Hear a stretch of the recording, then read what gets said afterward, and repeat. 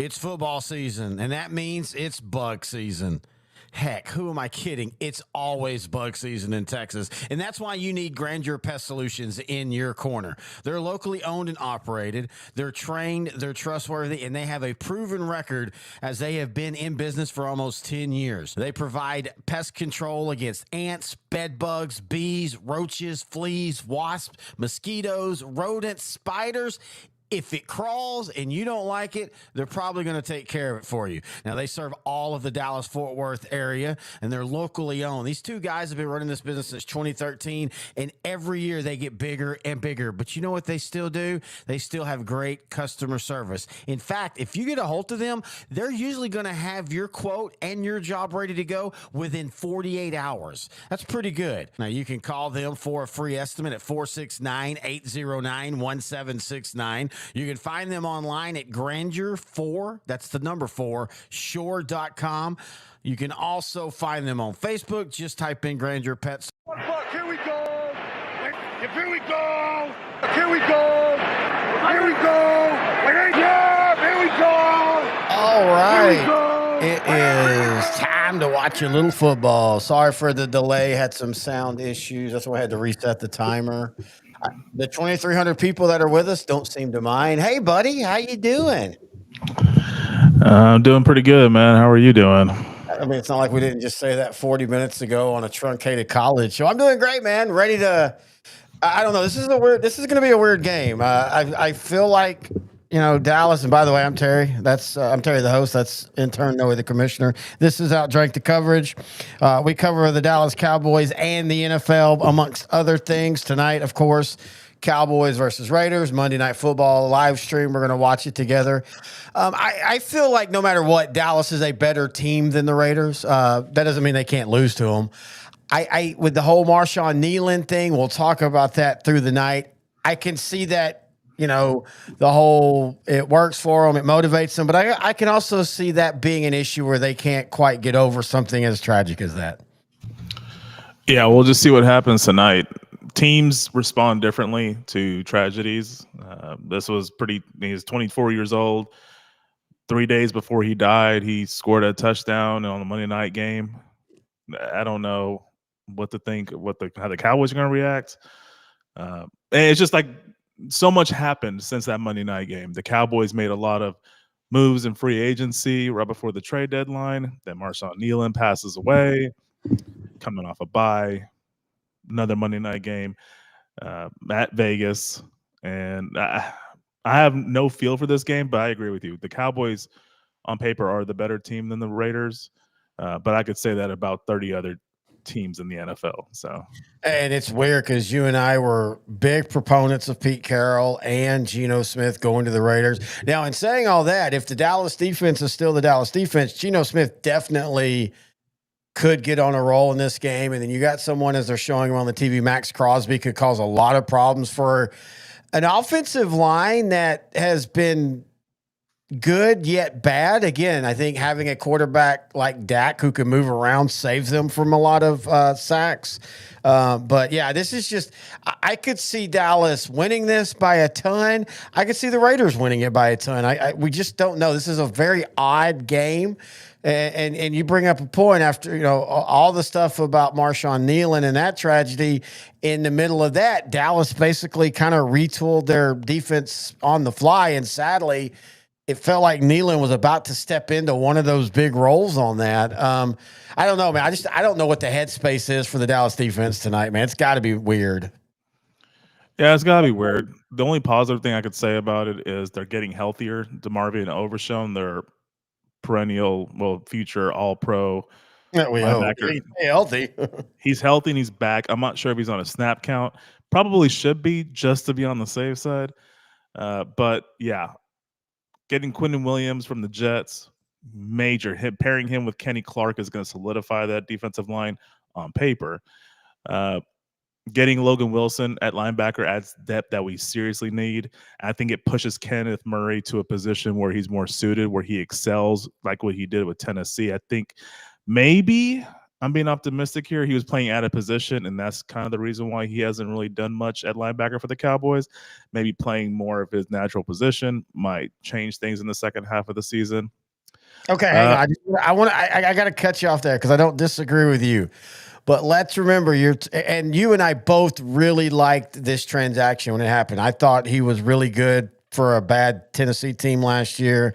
Mario Adams, which I hope will be in, or Mario Scott, which I hope will be in chat here later. He even talked about, he was really sad when he left, but look at the year he's having. But anyway, whether he was out of position or not, this is a dude that we saw on video jump out of a gap that a running back was coming in. Like, I'm not saying he was afraid to contact. I'm just saying I don't know what he was doing. So I don't know if him being out of position really matters. Yeah, that was a bad play. I think he had more other bad plays this season too, but I'm just trying to be optimistic here. Secondary is getting healthier. We'll just see. I mean, I know Diggs is still out, which I still don't know why he's on the IR. Some home incident happened a few weeks ago. Hey Mario, nice to see you again. I would love an explanation from Diggs. He doesn't really owe us an explanation, but he is on the IR. The Cowboy front office knows what's going on, and Schottenheimer said whenever Diggs is ready, he should be the one that shares the news with us. I don't think it had anything. I don't think him being out now has anything to do with that. I think this is we are suspending you for for the things he's kind of said through the press about the zones and stuff without suspending you. I really believe that because, I mean, maybe I'm wrong, and I hope I am, but I also hope he didn't have something really weird happen. This just feels like you're not, or maybe it's just that we don't want you to get hurt because we're going to cut you this year. I think maybe they might have even tried to have traded him. The way the story is played out, it seemed like a dumb injury he sustained at home. But again, I don't know. I'm just making assumptions. And they could very well try to cut him. I mean, they got to go forward. They got to figure out how to have a complete roster for once in their lives. And they always seem to have great talent at a few spots, but they never have a complete team. They haven't had a complete team in a long time. So, yeah, maybe getting rid of the Diggs is a step in the right direction. But, man, the Cowboys still owe them a lot of money. So I guess we'll just see. Right now, if you're watching, they're doing a acknowledgement and paying respects to Marshon Nean. This still blows my mind, man, because you and I liked him when he was drafted. Everything I had seen about him, because I follow a couple of the Dallas Cowboy channels, he seemed like a gregarious, happy dude. He gets a touchdown in a game, his first touchdown of his career on a blocked punt, and then 2 days later he's shooting himself. I just can't. I can't put all that together to make it make sense. Yeah, for me, I'm the type of person that always wants to question why, what motivated him. I know there's been stories about his mom passing away a year ago that kind of affected him this season. There was this random rumor about his girlfriend being pregnant with someone that's not his baby. It's just rumors, though. I think I kind of believe more of the mother thing, and the team calling the cops for a wellness check on Nealon. That seems to check out more to me. Yeah, I didn't even really want to say that because that's just something somebody posted on Facebook. Again, that's the problem with today's world. You've got so many pages that look real, and they're just posting AI slop, and and maybe it's wrong, but I don't care either way. I don't know. It's just grimy, man. This whole thing sucks. I agree, man. I agree. It just everything, how it happened and everything, just, I don't know. I'll be honest with you, I don't know how the team moves on. Like that, I don't understand how teams move on from things like that because it's so just holy crap. The next 3 hours will be very indicative. We'll get a feel of how the Cowboys are going to. And again, it's against the Raiders. I'm not really sure. It's kind of like that thing I discussed with you with the Lions playing Washington. You really don't know, in that case, you really don't know how good of a offensive coordinator Dan Campbell really is because they're playing a Washington team that's really banged up. I'm not really sure how good, or if Cowboys play well tonight, I don't think it's because they're motivated from, they're trying to unite from a tragedy. I just think they're just playing the Raiders, and most teams do well against the Raiders. Yeah, but okay, so I agree with you on the Washington because Washington is beat up and all that. This Raider team is really, I mean, they're not like overly injured or anything. They just haven't played up to the standard we thought they were. I think again, we were talking about this in the college show. Whenever a team that's gotten beat a bunch of times like Clemson, you forget they're still talented and they can still at any time step up and bite a team. That's how I feel about these Raiders. I still think this Raider team was built well. It just hasn't performed well. Yeah, going into the season, I like their offensive line. I like the draft pick of Ashton Genty. Jacoby Myers has been traded to the Jaguars already, but I liked him there with Bowers. They drafted a couple of receivers. I liked all the moves they had, and they had a somewhat decent defense. Geno Smith is not this careless with the football. This is not the Geno Smith I saw at Seattle. I saw a much better Geno Smith. So I don't know what's going on with the Raiders, but I kind of feel bad for Pete Carroll because I kind of liked everything that was being set up for the Raiders this season. I kind of predicted them as being a fringe playoff team, and now it looks stupid. Or maybe, I mean, at the end of the day, maybe it's one of those that he's too old and he doesn't have the locker room. And while it might not be as, overt as like an Urban Meyer or anything like that, the team's just not responding to him. It could be that. It could be just him being past his prime. But again, I think he didn't. He left fairly recently from the Seahawks. It's not like he's been away from the sport for so many years. I still think he has that energy that younger players really it resonates with them really well. So I still think there's something there. I just feel that it's going to probably take another offseason of moves for them to really see the real improvement. Because I really think he's there for 3 years because they're basically grooming some coach or setting this team up for a future coach to take him to the promised land. I mean, with the Raiders, you don't know as much as and I say that the Raiders have still been to a couple AFC title games and Super Bowls since Dallas has, but with them, you just never know. How you doing, buddy? What you drinking? Oh yeah, I'm drinking Taco. What are you drinking? I'm trying a Scotch called Tamdu. I've heard of that actually. Yeah, it was fairly priced. It's a Speyside single malt, aged 12 years in sherry oak cask. And I've told you I like those wine barrel casks, and it kind of has that look or that feel, that color of wine, like an auburn or like auburnish color, and it kind of has that taste too. It's like sort of buttery, sort of sweet. I think this is something I'm gonna make sure I save enough of this so you can actually try it next time you're over. I'd love that. Yeah, I'm just drinking the old school Takavaca. You gotta which is much better than you and I have been used to in the years past. Again, still, I think they've filtered it more or something, add more water, whatever it has tasted really well. All right, here we go. Cowboys start. I feel like a goon right there. I don't know what I'm going to tell you. My grandfather didn't fight the Nazis, and the puck drops. One of our favorite movies of all time. Hey, look at Kevin McPherson's in the room as Turpin's going to bubble it. Kevin McPherson, third arm of Sideline to Sideline now. He was on the road with us. I saw the photos on Facebook. It sounded like y'all were eating and having a great time. That's what we do. Intern Noe the Pro, we eat.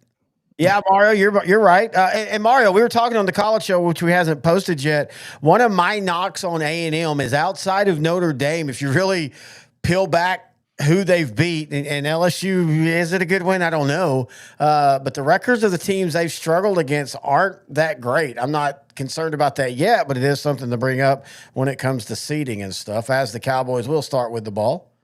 This is a 9.95 Jersey game. Raiders, Cowboys. The only thing I wish is it was in Oakland with the baseball field. Yeah, and it was during the season, so you could see some of the dirt on the field.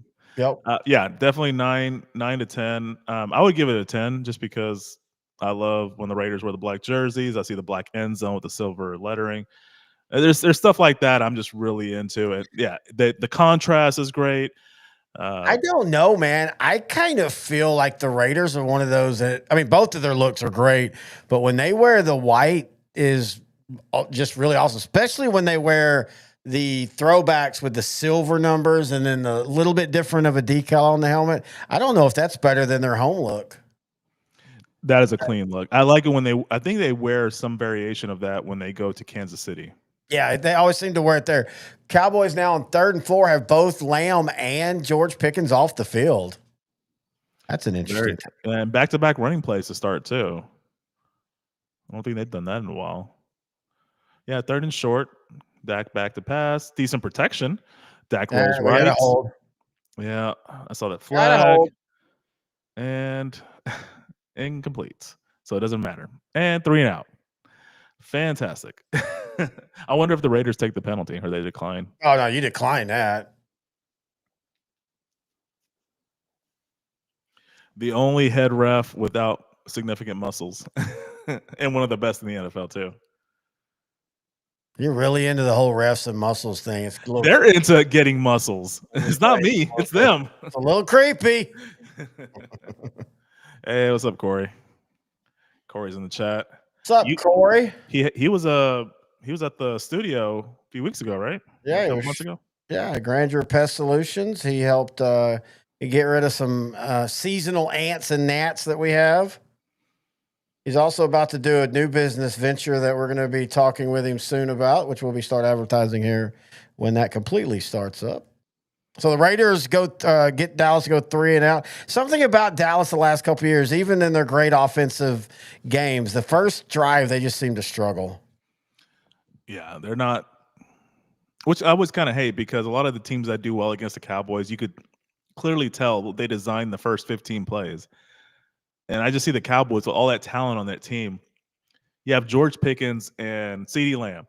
The idea behind having 2 number 1 receivers is, well, you can't double team both of them.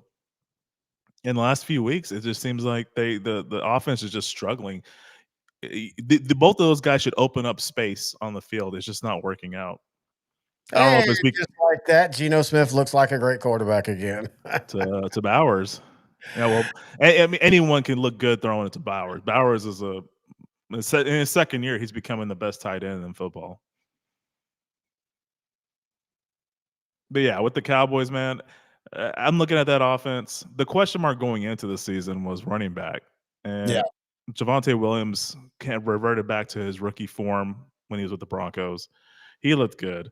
He's not been consistent, but overall, he's way better than you and I expected. We thought Miles Sanders was going to be the guy.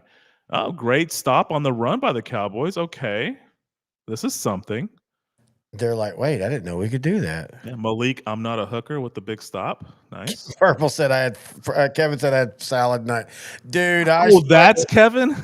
Yeah, Purple Freddy's Kevin. I didn't know that. Yeah, I've said that many times. You never said that to me. Yeah, I really did. All you ever said was, I really don't care for Kevin. I really don't want to travel with him this weekend.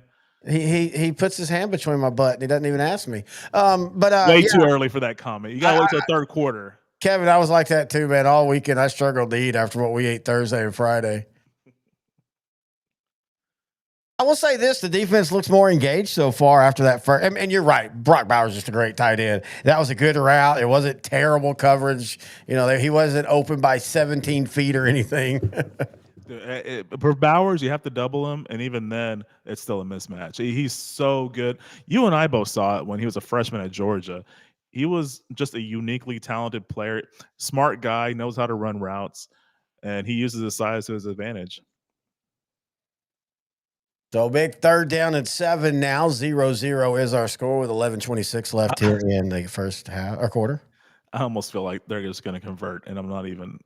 I really hate feeling that way. Oh wait, what? Is that sack? No. Is that Kenneth Murray? Hey. I'd go for it if I'm the Raiders. If I'm the Raiders, you go for it right here. They're about 5 yards short. Just go for it. You're 2-7. I think that should be a rule. If you're 5 losses more than wins, you have to go for it on anything that's close. Yeah, Kenneth Murray. Of course, that's Kenneth Murray. He let Geno Smith go. That was actually a really strong play by Smith.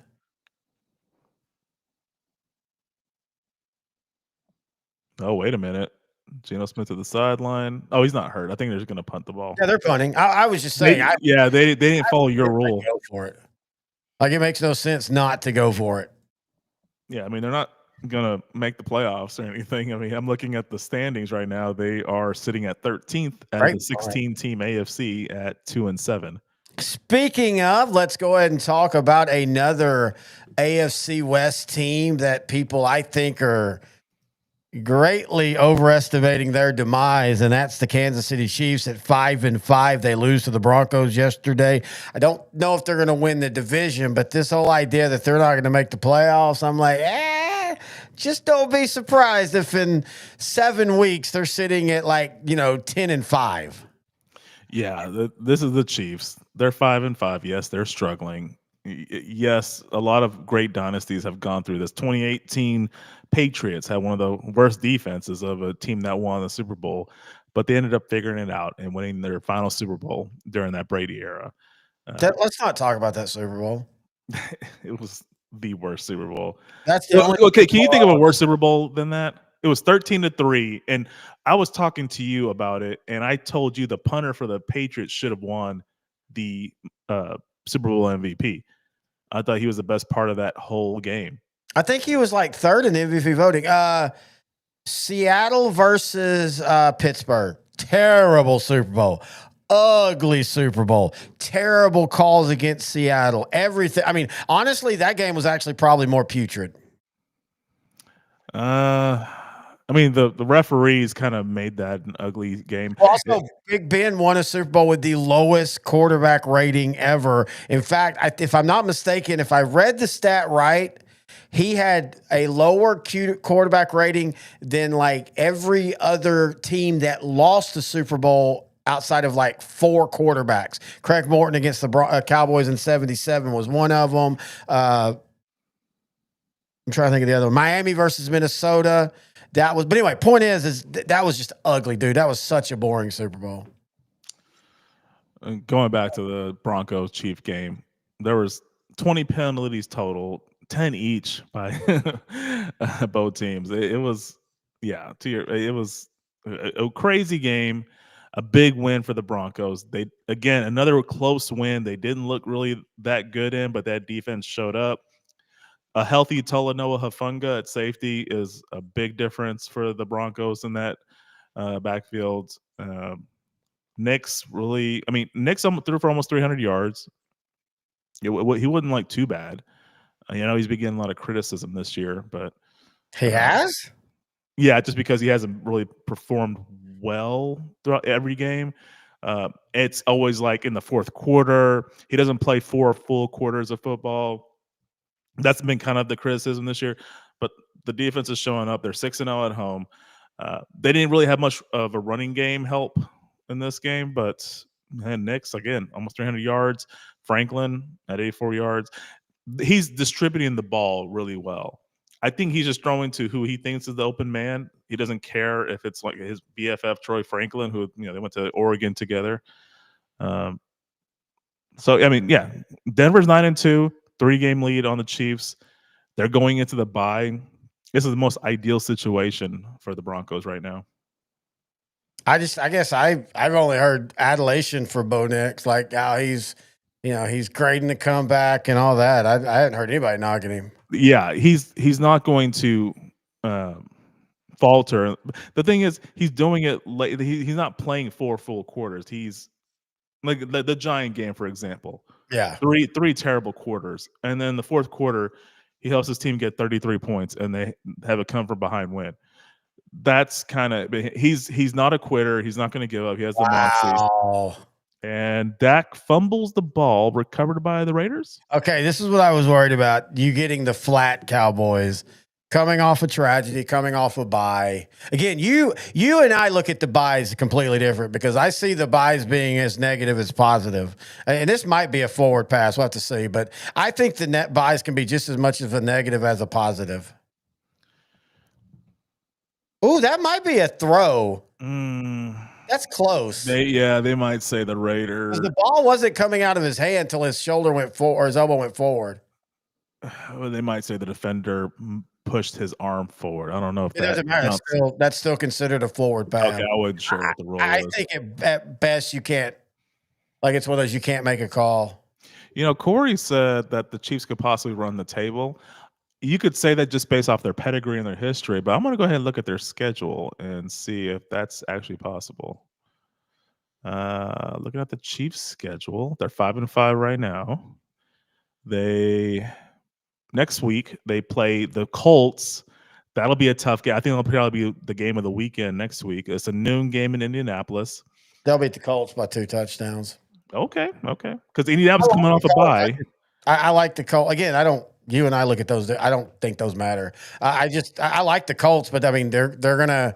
I think against the better teams, you're gonna see their issues. They play at Dallas on Thanksgiving. Big time sack by the Cowboys. Great job, clutch. Kenny They haven't Clark. getting pressure so far early. Yeah, especially up the middle, which is what I say is a key for a lot of great championship teams.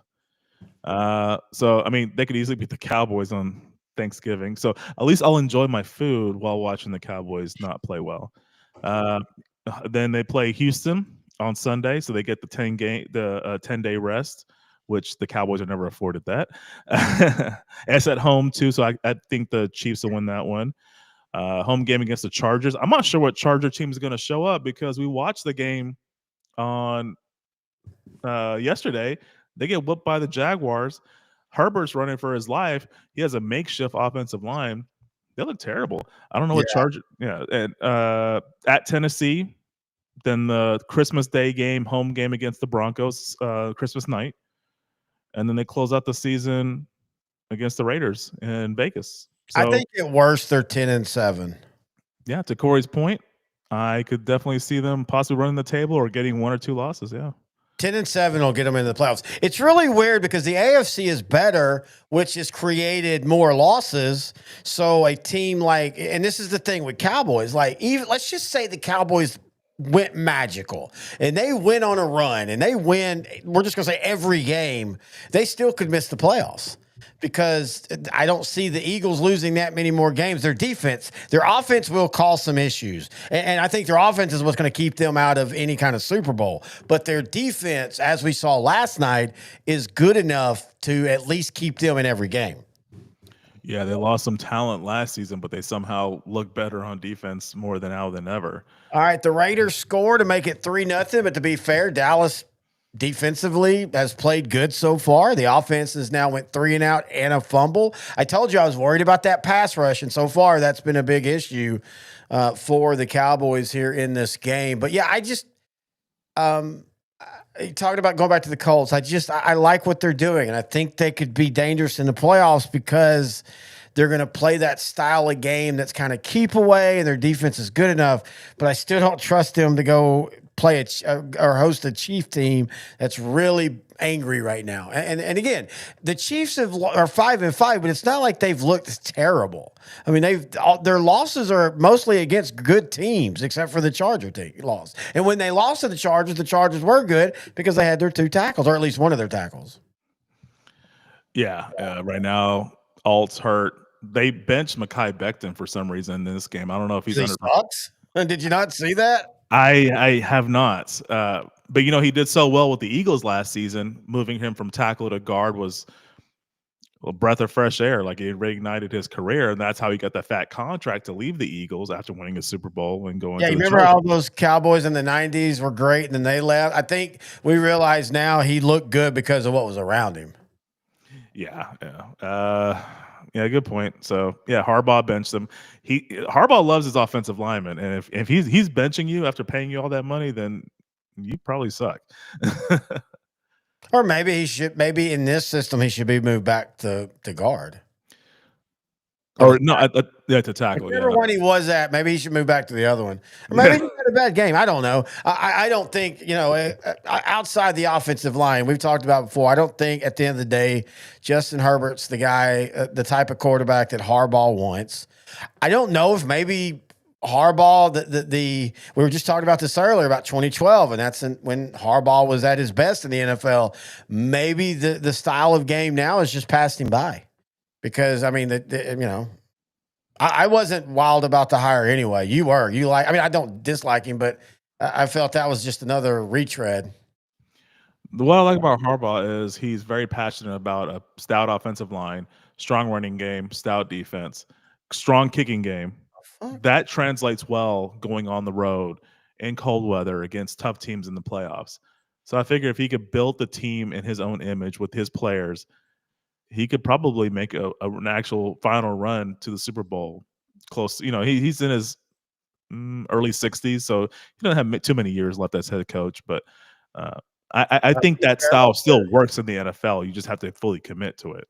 Pete Carroll laughs at you saying he doesn't have many years. I think Harbaugh, I mean, if he's on top of his game, he could easily coach 15 years. I don't know if he'd want to, but I think 60s is, dude, we always joke about age, but 60s is today or yesterday's 40s. No, that's a good point because we were talking about it on the show a few weeks ago. I feel better now at 41 than I did in my 20s. You drop dead right now. Well, I guess that didn't work out well. I mean, you're in better shape than you were back when I first met you, I would say. You might not feel it just because, you're not in your mid-30s anymore. But it depends on how much I've drank to how I feel. All right, Cowboys trying to move the ball now as it's 3-0 the Raiders. Cowboys 3 and out their first drive, fumbled on their second drive. What the Cowboys need to do is just play their game plan. Oh, nice catch. I would just throw slants to George Pickens all day long. He'd have 20 catches on 20 slants. Yeah, they're going to have a decision to make in the offseason. Do they want to give him a fat contract, or do they want to franchise him? Do they want to trade him? I think they'll franchise him at first. Because if you wanted to trade him, you probably should have done it before the trade deadline. Well, no, you don't. So you don't want to trade him. You want to, if they keep him and then let him walk, they get designated a draft pick. And by the season he's having, they could easily get a second or maybe even a first-round pick out of that. As great of a season as he was having, you weren't getting a first-round pick out of him in a trade, in my opinion. Unless you're trading him to Dallas. And then Dallas would give up 3 first rounds to themselves for George Pickens. Wait, how does that work? Is that a net positive? I'm not sure. The NFL would just be like, God damn it, Jerry. Quit watching your Netflix. By the way, I finished that. Very, very disappointed in the last 3 episodes. Yeah, especially the last one. They kind of just brushed by the 30 years. Yes, that didn't bother me as much, but you're right. The reason I'm disappointed was, and I'm not knocking you, but everybody was setting me up for like there's these big revelations when it comes to the Jimmy Jerry. It was everything we know. Like maybe it's because I was living through it. I know you were too, but you were younger. Like you were in school and stuff. I was living through it. Everything that was said, I'm like, yeah, I remember that. Yeah, I remember that. And I've read Jimmy's book about it, or I listened to the audiobook. I read Boys Will Be Boys by Jeff Pearlman. Nothing was that surprising. I actually agree with Jeff Pearlman now. That was so, clean. It wasn't grimy like I was expecting. Yeah. The Irvin part in 96 was. Well, but again, I knew about all that. You knew about it, yeah, but they're not doing this for you. They're doing this for other people. Exactly. 100%. Totally agree with you on that. Good point. I was wanting more on Jones and Johnson. I really wanted them to it's just feel like there's still some issue with them. They just basically decided, well, we're probably going to die in a few years, so let's just patch it up now, put you in the ring of honor, and then just move on with our lives. I feel like they still have unresolved issues.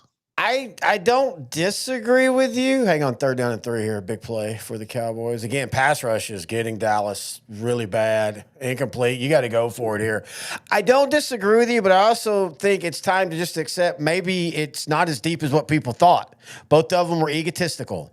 Jimmy always had a foot out the door because he has said 1,000 times, I am a builder, not a sustainer. I'm not someone that goes to a place and coaches for 10 years. I will always contend because I listened to what Jimmy Johnson was saying in 1995, in 96, in 97, in 2000, in 2005. Nothing changed until he wrote a book that, hey, I was always going to leave. He even says it on America's Team, Brandon Aubrey with the field goal. And it's 3-3. he said it many times. I had a date circled years before me and Jerry fell apart. So I think maybe at the time it's just we wanted to be more, and it was just simply they just at the end of the day didn't work good together at the end, and they both left. I just call BS on the timing, because if you win back-to-back Super Bowls, trying to win a third in a row, that's historic. To us. To It us. has to be to him. I know he Have you ever he you need can to- go sailing in the Florida Keys for the rest of his life after the 94 season. Why wouldn't you just suck it up for one more year and get history and get glory and then go into retirement?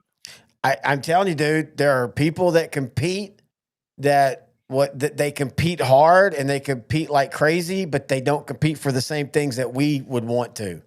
And I'm not disagreeing with you personally. I would agree with you. If I was the head coach, we'd never lose. They'd be 72-0 every year, even though we don't play that many games. But I agree with you. But if you listen to Jimmy Johnson and again read his book, that's just not he doesn't care about that.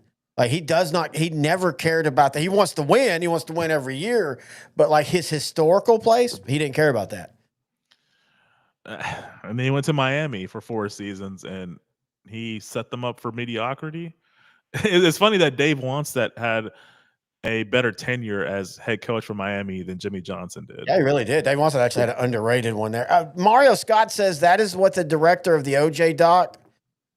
Sports docs have turned to propaganda. See, now I didn't feel any of that was like real propaganda. I felt everybody got fair time. I just think that, I mean, you said it your best. You said it best. You think there should be something more in depth to why they broke up. Like there should be. You're right. Jimmy Johnson should be like, dude, I want to win a third Super Bowl. I want to do something nobody's ever done again. But I think at the end of the day, it was two egotistical dudes who just couldn't, accept it. Everybody wants to say, well, Jerry should have let Jimmy take all the credit and just sit back. Well, Jimmy should have let Jerry take some of the credit because Jerry did a lot of things as well. Both guys couldn't do that. And I haven't watched any, I don't know about the OJ documentary. What happened on it? Have you seen that one? No, I haven't seen it. Hopefully Mario can shed some light on that. All documentaries are propaganda to an extent. Even if the person who's creating the documentary comes at it with all the right reasons, you're still going to have a slant to it. You're still going to have an angle that becomes what you're building your documentary to. Right or wrong, that's just human nature. There is no such thing as a fair documentary, 50-50, because that's just not human nature. Yeah, I agree. And even the Cowboy documentary on Netflix, I feel it was Jerry Jones in a more positive light. Jerry Jones, the family man, Jerry Jones, the successful businessman. Because even in the last episode where they went through the last 30 years of Cowboys mediocrity, they were showing the value of the Cowboys growing and growing to where now the Cowboys are the most valuable sports franchise in all the world, even more than all the great soccer franchises like Real Madrid, Barcelona, Manchester United. It's just that, and kudos to Jones. I always said he was a great businessman. Yeah. I live I live about 20 miles from you. Just north of me is Frisco. Back in the 90s, he had the foresight to buy a bunch of land out in Frisco. And then now Frisco is the most booming town in Texas, I'd say. Good point. And he bought most of that land. So good for him. And his business acumen is through the roof. It's just, it's the same joke I always say. The thing that makes the Cowboys this mediocre is we have the same GM, the same the president, the owner can't fire the GM because they're the same person. Yeah, and it's the same one who has the final say. You can have Will McClay as GM or director of player personnel, de facto GM, but the one that's actually making the final decision is Jones. But owners make the final decision. Unless you're the owner of the Mavericks, apparently. Howie Roseman's not going to be overturned by Jeffrey Lurie. How do you know that? We don't know that. I'm pretty sure Howie Roseman has enough good moves where Jeffrey Lurie's like, you know what, you just do you and just check in with me. Told you they'd make Geno Smith look great. But you just said check in with me, so he still has to tell Lurie, hey, I want to do this, this, and this. Now you might be right. Lurie might rubber stamp it, but he's at least giving him choices. There's a camera right there. I'm getting studio shots. Oh, studio wife in the house. Nice. I get what you're saying, but I will also put out when all NFL pundits that know the game talk about how well Dallas has drafted since 2010 and how Screen. how all that's happened. At some point, it's not just on Jerry Jones that the team didn't succeed in certain years. It's on the guys on the field who didn't succeed in those years. True. But when you try to look at why this team has not been consistently good for the last 30 years, well, had some good years, but when they haven't won a championship in 30 years, you have to look at the one thing that's consistent. Sir, we've won NFC East championship. Mario says agreed, but docs are not basis, but Jerry Jones's doc. Okay, the Florida Gator one I agree with. I watched that one and was like utterly shocked how they're basically, it's not Urban's fault that all these guys were bad people. How could he know? The Patriots dynasty, I didn't feel like they were, I don't think when they made that one, I don't feel like everything that had come out was still coming out. I think we all still thought, okay, yeah, Kraft and Belichick at the end maybe didn't like each other, but, they're still fine. And now you realize, oh, no, they kind of might have hated each other for years. And by the way, give Kraft credit. He didn't fire him even though he disliked him. That, to me, is a big positive. Because he was performing. Once he stopped performing, then Belichick was on the clock. It's almost like, I'll give you one bad year for every Super Bowl. And then 2021 they made the playoffs. 2022 they did. 23. So yeah, I mean, well, 2020, 22, 23. Those are the 3 bad years for Belichick post Brady. Yeah. And of course, they won 6 Super Bowls together. I don't. Wow. The NFL is going to let Dallas just broke the rules. How they break the rules? 2 sacks in one game. Buddy, I think teams can actually have that. No, I've been watching the Cowboys all year. No, good pass rush is getting there right now. There's a guy from Cleveland. His name is Myles Garrett. Oh, dude. You and I have been talking about that since yesterday. He's getting 25 sacks this year, if not more. First off, sometimes to the detriment of the defense, you can tell he's like, screw this. I'm just rushing the quarterback 1,000%. Yeah, he's getting double covered, and it doesn't matter because have you seen how this guy looks? He's 6'5", about 280, chiseled, just like Aaron Donald, but 4 inches taller. Yep. And he's just dominating that outside. It's he's at 30 years old now, or 29, 30 years old. This might be his best year overall. And he'll be in discussion for MVP. Yes. I mean, if Cleveland was better. Mario says, I will admit as a film person, I feel so. Oh, I do too, dude. Noe too. We are sports documentary fiends. That's like outside of watching stuff with Studio Wife or watching live sports.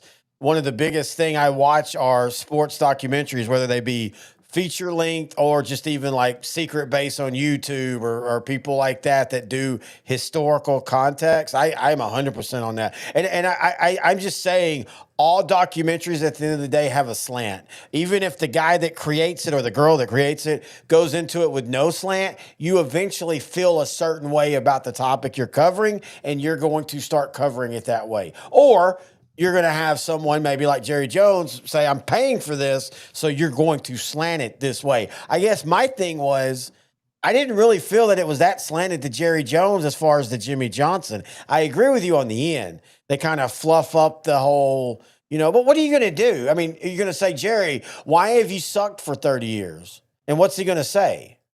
Like, I mean, you're not – you can confront people about stuff to an extent, but if it's not gonna make the documentary better, what's the point? It's not like Jerry was like, you know what, you're right. Here we go. This is the issue. Hell, Dale Hansen called him a few years ago when he said, who would hire you? Name a team in any sport that would hire you as the GM. And Jerry Jones shut up and they had to pull away from him on the video. So you can only do so much with what the people are talking about. No, yeah, that's very true. They are handicapped by what the people they want and handy capable, sorry, of what the people that they're doing the documentary on want to talk about. So, yeah, to your point, it's not like they don't want to have a unbiased documentary, but sometimes you kind of get slanted there. Okay, they're doing the fantasy recap, and they're bringing up two guys that deserved it. Bryce Young, after starting slow, had a huge game, and Christian McCaffrey doing Christian McCaffrey things. But there's a guy named Joshe Alain in Buffalo who had like 72 touchdowns yesterday. I think that's where the fantasy recap should start and end. I'm just saying. Oh, this is why. My bad. Look at the screen. The reason they have Bryce Young and Christian McCaffrey is because next week. Okay, that makes sense. My bad. In Monday Night Football. Hey, Bryce Young he got injured yesterday against the Falcons, came back, had a career day. They went in overtime. They're 6-5. The 49ers, Brock Purdy, he's back at quarterback. This actually might be a halfway decent game. These are two teams with winning records fighting for possibly getting to a division title within their respective divisions. I just don't. I'm actually look forward to watching it. Oh, I am too. I just don't trust Bryce Young. Yeah, I'm also agreeing with there. I mean, because look, Atlanta, you and I were talking about it. I like the guy, and I, what is his? Is this his second year with Atlanta? Penix? No, Raheem Morris. Yeah, it's the second year. I like Raheem Morris. I think he's a hell of a defensive coordinator, but Atlanta's bad. Fifth straight loss. They lose in all the ways. They have a lead, they lose it. They get blown out. They lose in overtime. They use Bijan Robinson for a half and then just forget how to use him. They don't know how to use Kyle Pitts. I don't think Kyle Pitts is Kyle Pitts because he's him. I think it's as much how the Falcons use him. Malik Davis is back. Oh, nice. Oh, yeah, because I think Jaden Blue's not playing tonight. Yeah, look, there's something going on with Jaden Blue off the field. I mean, they've alluded to that. I think Jaden Blue might need a little bit of you're a professional. You need to start acting like it, and maybe he won't. And by the way, I saw somebody talking about him being a draft bust. Like, really? Like, it's not like he's a first, second, third, fourth, or even fifth rounder. I mean, we got excited about Blue because we're just so terrible at running back. You just bring a body on. It's like back with C Hutch and Drew Henson. Oh, I don't know. They're going to figure. Ryan Leaf has figured it now that he's a Cowboy. You're talking about fantasy. We have a fantasy matchup in ODTC, the league. You're currently leading me by a point, but I have Lamb and another player. So I think I have Janty as well. I don't know what it is. It's so weird how I've on other leagues have done well, but in our two leagues, and for different reasons. One of them is just bad. I've just gotten unlucky with injuries. The other one is just the guys I drafted just haven't performed consistently together. I'll have outliers do really well, but I just can't. They're not pieced together week to week. Yeah, it's just so weird because in ODTC, the league 6-4 is number one in the league. I'm tied for that, but it's kind of like what you said with the AFC. It's teams are just good. We have a smaller league in ODTC league, so everybody has a talented roster. But 6-4 will get you the number one seed right now. Thursday night football is actually going to be good this week. It's Bills and Texans. Bills and Texans, yeah. Texans coming off a very dominant win at Tennessee, which I didn't mind Tennessee's uniforms, but Houston had that crap uniform, so obviously I had to put them in the worst uniform category. Houston's uniform and their team sucks. I don't know if D'Amico Ryans makes it past this year. And it depends on how they finish. If they get in the playoffs or they finish with a winning record, I think he's fine.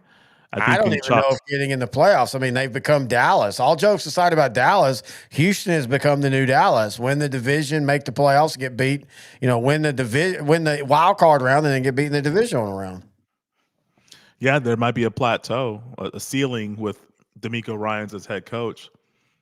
So maybe a change could be helpful for the Texans. I don't know. Now, speaking of, I do appreciate him as a defensive coordinator by trade, trying to have an offense, but I still think they fired. I don't even remember his name. I still think they fired last year's offensive coordinator way too early.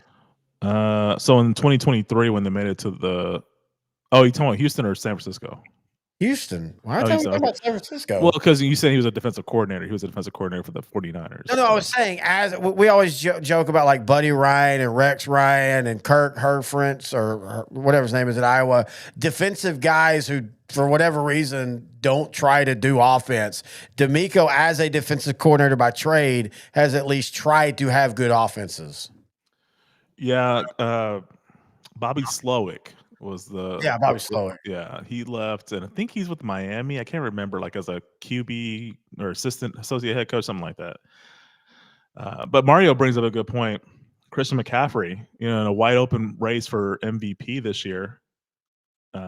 McCaffrey has been doing it all for the 49ers. I could see him being thrown into the bucket for MVP this season alongside Jonathan Taylor. Trying to think of anyone else. I mean, Josh Allen just had another 6 touchdown game, so I guess you got to throw him in there as well. The thing that's hurting Allen is he hasn't been as efficient as he was last year. He's already thrown 1 less interception than he threw all of last year. That's not fair necessarily because that's still, he's only thrown 4 interceptions. I do think this could be a year we don't have a quarterback. I think it's probably going to be Jonathan Taylor Thomas over anybody. Ooh, yeah, boy. Touchdown, Dallas, CeeDee Lamb. And that wins it for me in our matchup this weekend. Aren't I commissioner still? Don't you dare try to change the stats, sir. I appreciate the deception and deceivery. Deceivery. Oh, you just created a new word. I love it. Deceivery. That's my new fantasy football name. Deceiveries. Deceiveries. I love that. I'm all in favor of a corrupt commissioner, but don't be changing my stats. The funny thing is, what giveth and taketh, that actually clinched a win for me in another league. Again, that's how it's been for me in our leagues. I mean, I just, I haven't, but we until the end of the season. Well, now I am the champion. I am the champion. Just pressing all the buttons. Gone is well, no, it's done on purpose. It was. Yeah. Well, now knowing. To be fair, I am the champion. I get it. I am. Yes, Terry. You won 2 championships last season. Yes, Terry. I am the first 2-time winner in one of the leagues too. Yes, you are. I mean, we only had the league for 4 years, but that's not the point. Semantics. So, whoa. Okay, Nick Fuentes. We're not doing all that tonight. Oh, so the Cowboys lead now 10-6. That was a good drive. That was what they needed that. And more importantly, the offensive line settled down on that drive. Dude, speaking of, I was really hoping it was Max Crosby the Cowboys would have got, because you and I are huge Max Crosby guys. Like, I mean, he's the white DeMarcus Ware as far as I'm concerned, the way he plays his game and everything. I hate, though, that apparently he's kind of like Mike Trout and others where he's like, this is where I want to be. And then, okay, dude, well, you probably won't win anything. So, okay. As long as he's okay with that, I'm all for players being where they want to be. I'm looking at the stats right now for the Raiders. I kind of see why they're 2-7. Oh, yeah. It's a 10-6 game. The Cowboys just got the lead, so the Raiders have had the lead this whole game. 1 rushing attempt, 10 passing attempts. With Ashton Genty and a quarterback that has struggled throwing the ball all year. I mean, why? That makes no sense. Now, you could make the case that with Quinnen Williams now with Dallas, they're trying to go away from what they perceive now as the Cowboys' defensive strength. But I've said this all year. They have vastly underused Ashton Genty or given him a chance to be successful. It's Josh Jacobs all over again. Oh, good point. Good reference. Also related to Josh Jacobs, sadly, he had a knee injury yesterday against the Giants. Not Too sure how. swollen today to get any real read on it.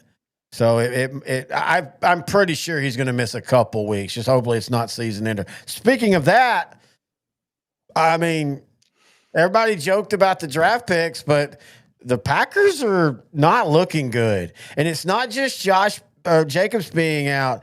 That offense, I will say it again, I don't trust Jordan Love consistently. And that offense is vastly underperforming with a defense that's starting to find their way. I mean, so good that Jeff Halfley, the defensive coordinator, is getting some head coaching opportunities or love or rumors, whatever you want to call it. It wasn't like it was a great defensive performance, but when the Packers needed a big play, Micah Parsons was there. It was pretty solid effort overall. The Giants with an interim head coach came with a great game plan, like I told you yesterday when we were texting, like we typically do. I usually have to charge my phone at 100% before noon, so when you and I talk, I don't go to zero after. I didn't even drunk nap during the 3:00 games. I know. I could tell from the delay in responses. Geno Smith slides, the 9-yard gain. Brady James on the tackle. I was telling you, I love the game plan the Giants have, and I think that's why they were so competitive in this game. They ran it almost 40 times. They threw it under 30 times. I'm like, okay, this is a recipe to minimize Jameis Winston's mistakes. And yet, I love him, but damn it, that throw into the end zone to lose the game. Though, I think they were talking about the receiver when I was reading the recap. I always read every recap on Monday. The receiver admitted he went in when he should have went out. And that's one of the things about interceptions. We want to assign them to the quarterback so many times. That's usually a 50-50 on who's at fault. In 2022, when Dak was coming back from his injury, I would say a lot of those interceptions were on the receiver's fault because they were running the wrong route or just missed an assignment. On that play, when I was watching the replay, it looked like the receiver gave up, which is like a cardinal sin. You don't do that. Yeah. But yeah, Packers get a crucial win. And shockingly enough, in the NFC North, the division leader is the Chicago Bears at 7-3. They have the Pope on their side. As we all know, the new Pope for the Catholic Church is from Chicago, a big Bears fan. It's divine intervention, clearly. Hey-yo.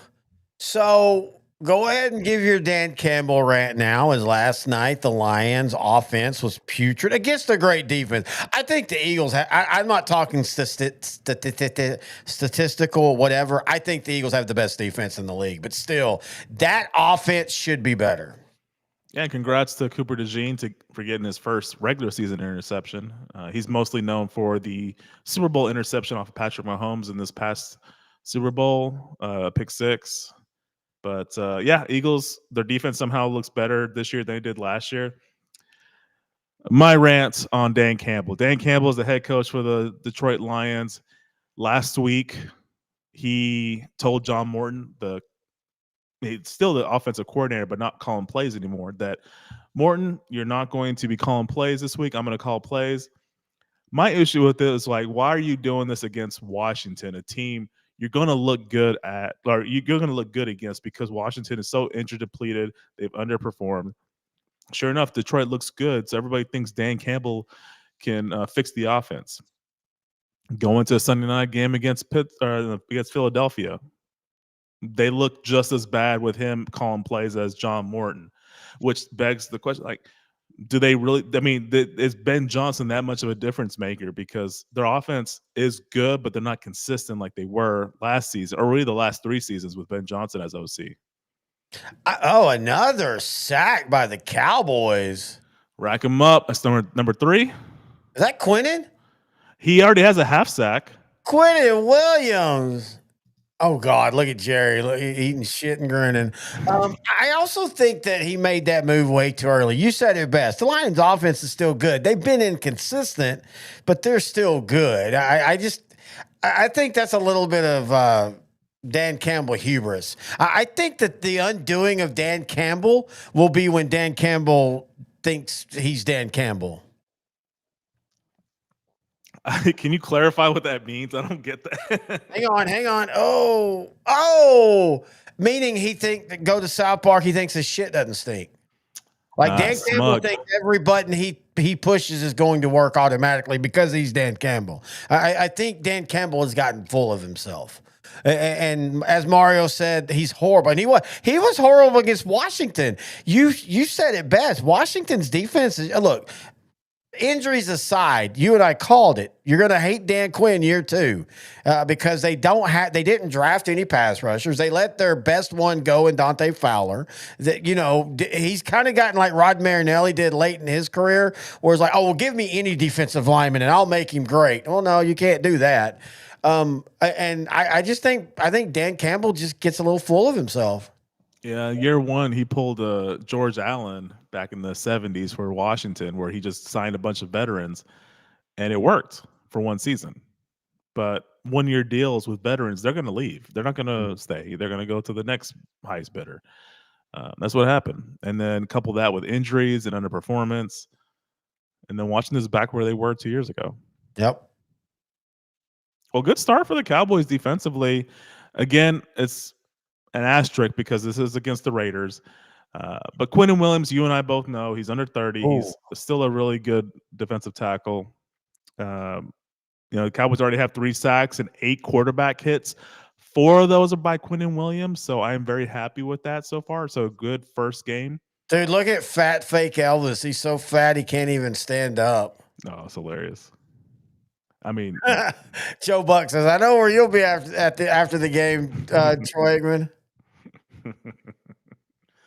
Good stuff, man. So okay, commercial break.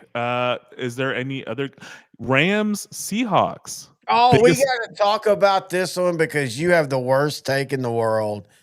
Actually, I agree with you on one part. And what we're talking about is the Rams yesterday threw out their, I don't know, Nike Freeze, Summer Wind Breeze. I don't know what they freaking call them all. A dark blue jersey, all dark blue with dark blue numbers outlined by yellow, which I don't like that. And I don't like that on the shoulders they had the regular blue that the Rams normally do. But other than that, that should be the Rams look going forward. That dark blue with that yellow looked gorgeous. If they fix those 2 things, then yeah. But it reminds me of what they did in 2017 when they went with the old 50s look where they had the blue and white. It was perfect except for the shoulders, which were still gold, harkening back to their St. Louis days. You know that was the NFL because I know. I don't. Because when I asked you about that in 2017, yeah, you were telling me about this. It was an NFL thing. I know all the stupid uniform rules simply because of I can't think of his name now. Paul something. He used to be on ESPN, but he has his own blog now. But he always has all those rules. You can only change uniforms so many times in a year. You can go back to what's considered your existing set, even if you don't use them. And so the Rams, for whatever reason, they had got the approval for the blue and white helmet. Very good look, by the way. Though I still like the blue and yellow better. And then they couldn't change everything. So you're right. It looked stupid. It didn't quite look that off. The blue on the shoulder didn't make sense. The numbers I get, I just don't like it. The blue on the shoulders didn't make any sense. But the rest of it, that should be the Rams look going forward. If they had just cleaned up the numbers and the shoulders, then we can have a different discussion. But I agree. It ruined it for me. I know it's so small and minute, and if you just glance at the uniforms, I get it because it's the color is dark. The yellow really pops out. I love contrast in uniforms, and that's a big contrast. But those 2 things ruin it for me. So that's why I did not have them very high on the uniform ranking. Let me see. Yeah, I gave him a 5 just because I knew you would cry about it. So, yeah, the best uniform of your issues are valid. I just think you overrank them compared to other uniform faux pas. Look, man, this is an emotional decision when I talk about uniforms. I'm very passionate about this. This is not logical, so I'm just going to go ahead and say that right now. And I'm 100% fine with that. But to me, best uniform of the weekend was Packers Giants in the Meadowlands. Giants wore their road uniforms from the 80s and 90s and 70s, 80s, and 90s at home. and the Packers wore their traditional home uniforms on the road. But with an overcast in New York, it just looked great. Or East Rutherford, New Jersey. And then my second favorite was Tampa at Buffalo. Yeah, that was one of those where the sun being not out actually, I think, made it look better. Like there was just great run by Pickens. There was just something about it being overcast that made the red pop. The Broncos wore all white. The Bills were all white, and they wore the standing Bills helmet, which I do like that they worked that in. I really do want a red helmet, and honestly, I want a blue helmet. I would love to see a blue helmet with a red buffalo. I don't know why that's never been a thing. I know there's a prototype out there. And by the way, speaking of, real quick, we're bouncing around. Jamal Adams, love that he has had a career resurgence as a linebacker. Hey, Roy Williams, former Cowboy safety, you should have done that too. I sent you a video about him today about how, he's kind of been a forgotten guy. That dude had a Hall of Fame path for the first 4 years of his career until his shoulder injury, and then the rules kind of started changing. I really thought him switching to linebacker was the easiest decision ever. He already had the speed, just convert to linebacker. He already had the size. He just maybe gained another 5 pounds, 10 pounds, and he was there. I never understood that. Pass rush is dominating on both sides right now. Yeah. I think Tyree Wilson, the guy that the Raiders got from the Red Raiders a few years ago, he had some pretty good games this season. I'm not sure. First round pick. Yeah, he was like number 5 or 6. He was very weird. high there. That was one of those that dude came on late and probably got drafted about 25 spots higher than he should have. His size and measurables, that was what got him in. That's literally what it was. Because he's 6'5", 263.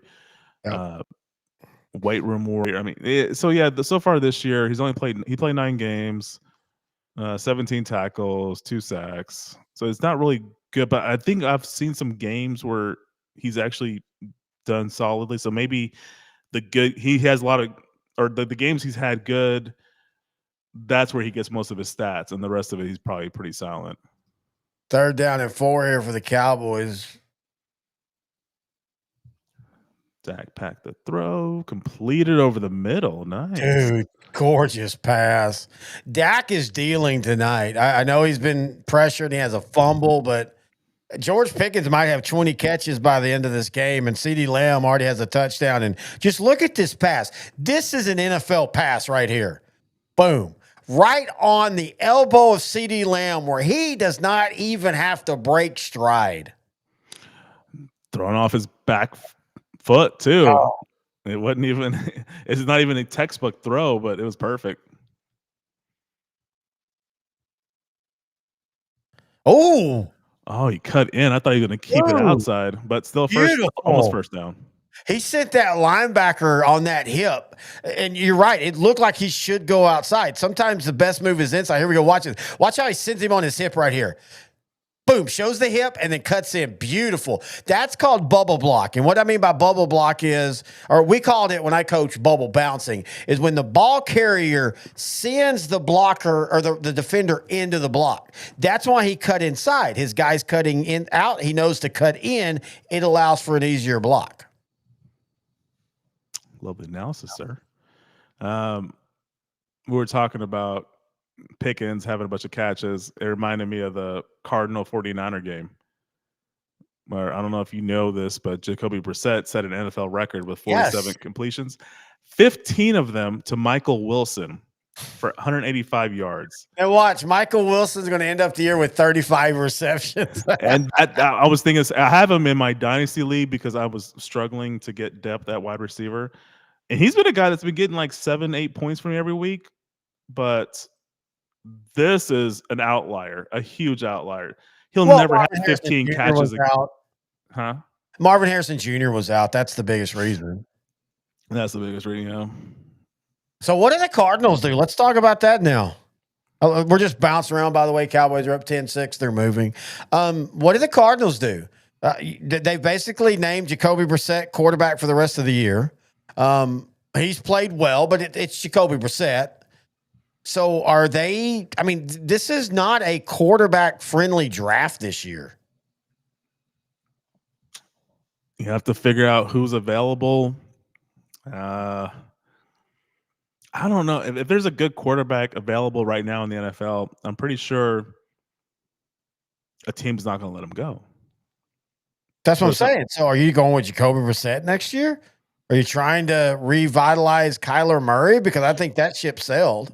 I think you have to keep Murray and just keep building around him because I think they don't have any other options at this Well, I point. mean, you can't keep Murray when you're literally telling him he's sitting the rest of the year. Like, that's not an injury thing.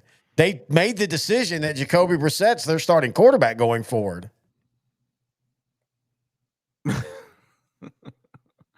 You got a high school question in the chat. Hey, Roy, we'll be recording Sideline to Sideline tomorrow night. That show will be out Wednesday. Sorry, I'm on the Sideline to Sideline set. Playoff tree, by the way. Playoff tree, everybody. Because I just didn't feel like flipping sets because everything's so busy the next 5 weeks. But yeah, we're going to be recording tomorrow night our 4A, 3A, and 2A shows of Sideline to Sideline. And yes, we will be breaking down the big Pilot Point game. Huge win over West. They have a huge matchup this week against Commerce, one of the best games in the state in Class 3A Division 1. How was the games you went to this past weekend? First one was okay. It was not bad. It was 28-14 or 20. It was a weird score. I can't remember. But one team should have been higher up, and then they kind of faded. The second one, an absolute classic, Gilmer versus Athens. I sent you the video. Gilmer has a French offensive lineman. His first name's Ishmael. I can't remember his last name. He is 6'7", 300 pounds. But when I sent you the video, you remarked on the very first thing I saw, that mofo has the feet of wide receivers. He is I legitimately feel like that dude is going to be playing on Sundays. And he's a great dude to be around. He loves the game. Again, he was from Paris, France. Parental situations happened. He ended up in Texas, found football, and he is just taking off. And dude, he was doing things to the Athens Hornets defensive line that are illegal in most states. Like and he even took a snap and ran for 15 yards. Athens ended up winning the game. It was a classic. Both teams couldn't stop each other, not because they were bad defenses, because both offenses were so good. Athens has a chance to play in Arlington. They'd have to beat Carthage. That's going to be hard. Gilmer is young. Gilmer will probably be a top 3 team next year. Gilmer being a top 3 team every year is. Yeah, and that's the funny thing. This is a down year for them, though. They were only 5-5. Here we go, 4th and 1 for the Cowboys, and the puck drops. I always do that when I cut myself off broadcasting. I think we're on the same time. Woo! Touchdown, Fergie. Is it Fergie? Yeah, Jake Fergie doing a pantomime. Nice. Yeah, I have no idea how to feel about the Cowboys doing well because I want to see them do it against the Chiefs on Thanksgiving. I want to see them do it against solid. I want to see them do it against the Eagles on Sunday. That's their next opponent. Yep. I legitimately, I mean, as long as they win this game, I think they're match up well against the Eagles in a lot of ways. I really do. I mean, look, the Eagles have an offensive problem. They've got to figure that out. I mean, I think that I said it earlier in the show. I think that defense is good enough to win them a Super Bowl. I don't think the offense is, and I think they have got to. I'm not saying now or even next year, but the Jalen Hurts situation is becoming a real situation for them because in the last 3 years, 2 of them, the offense was a major weakness.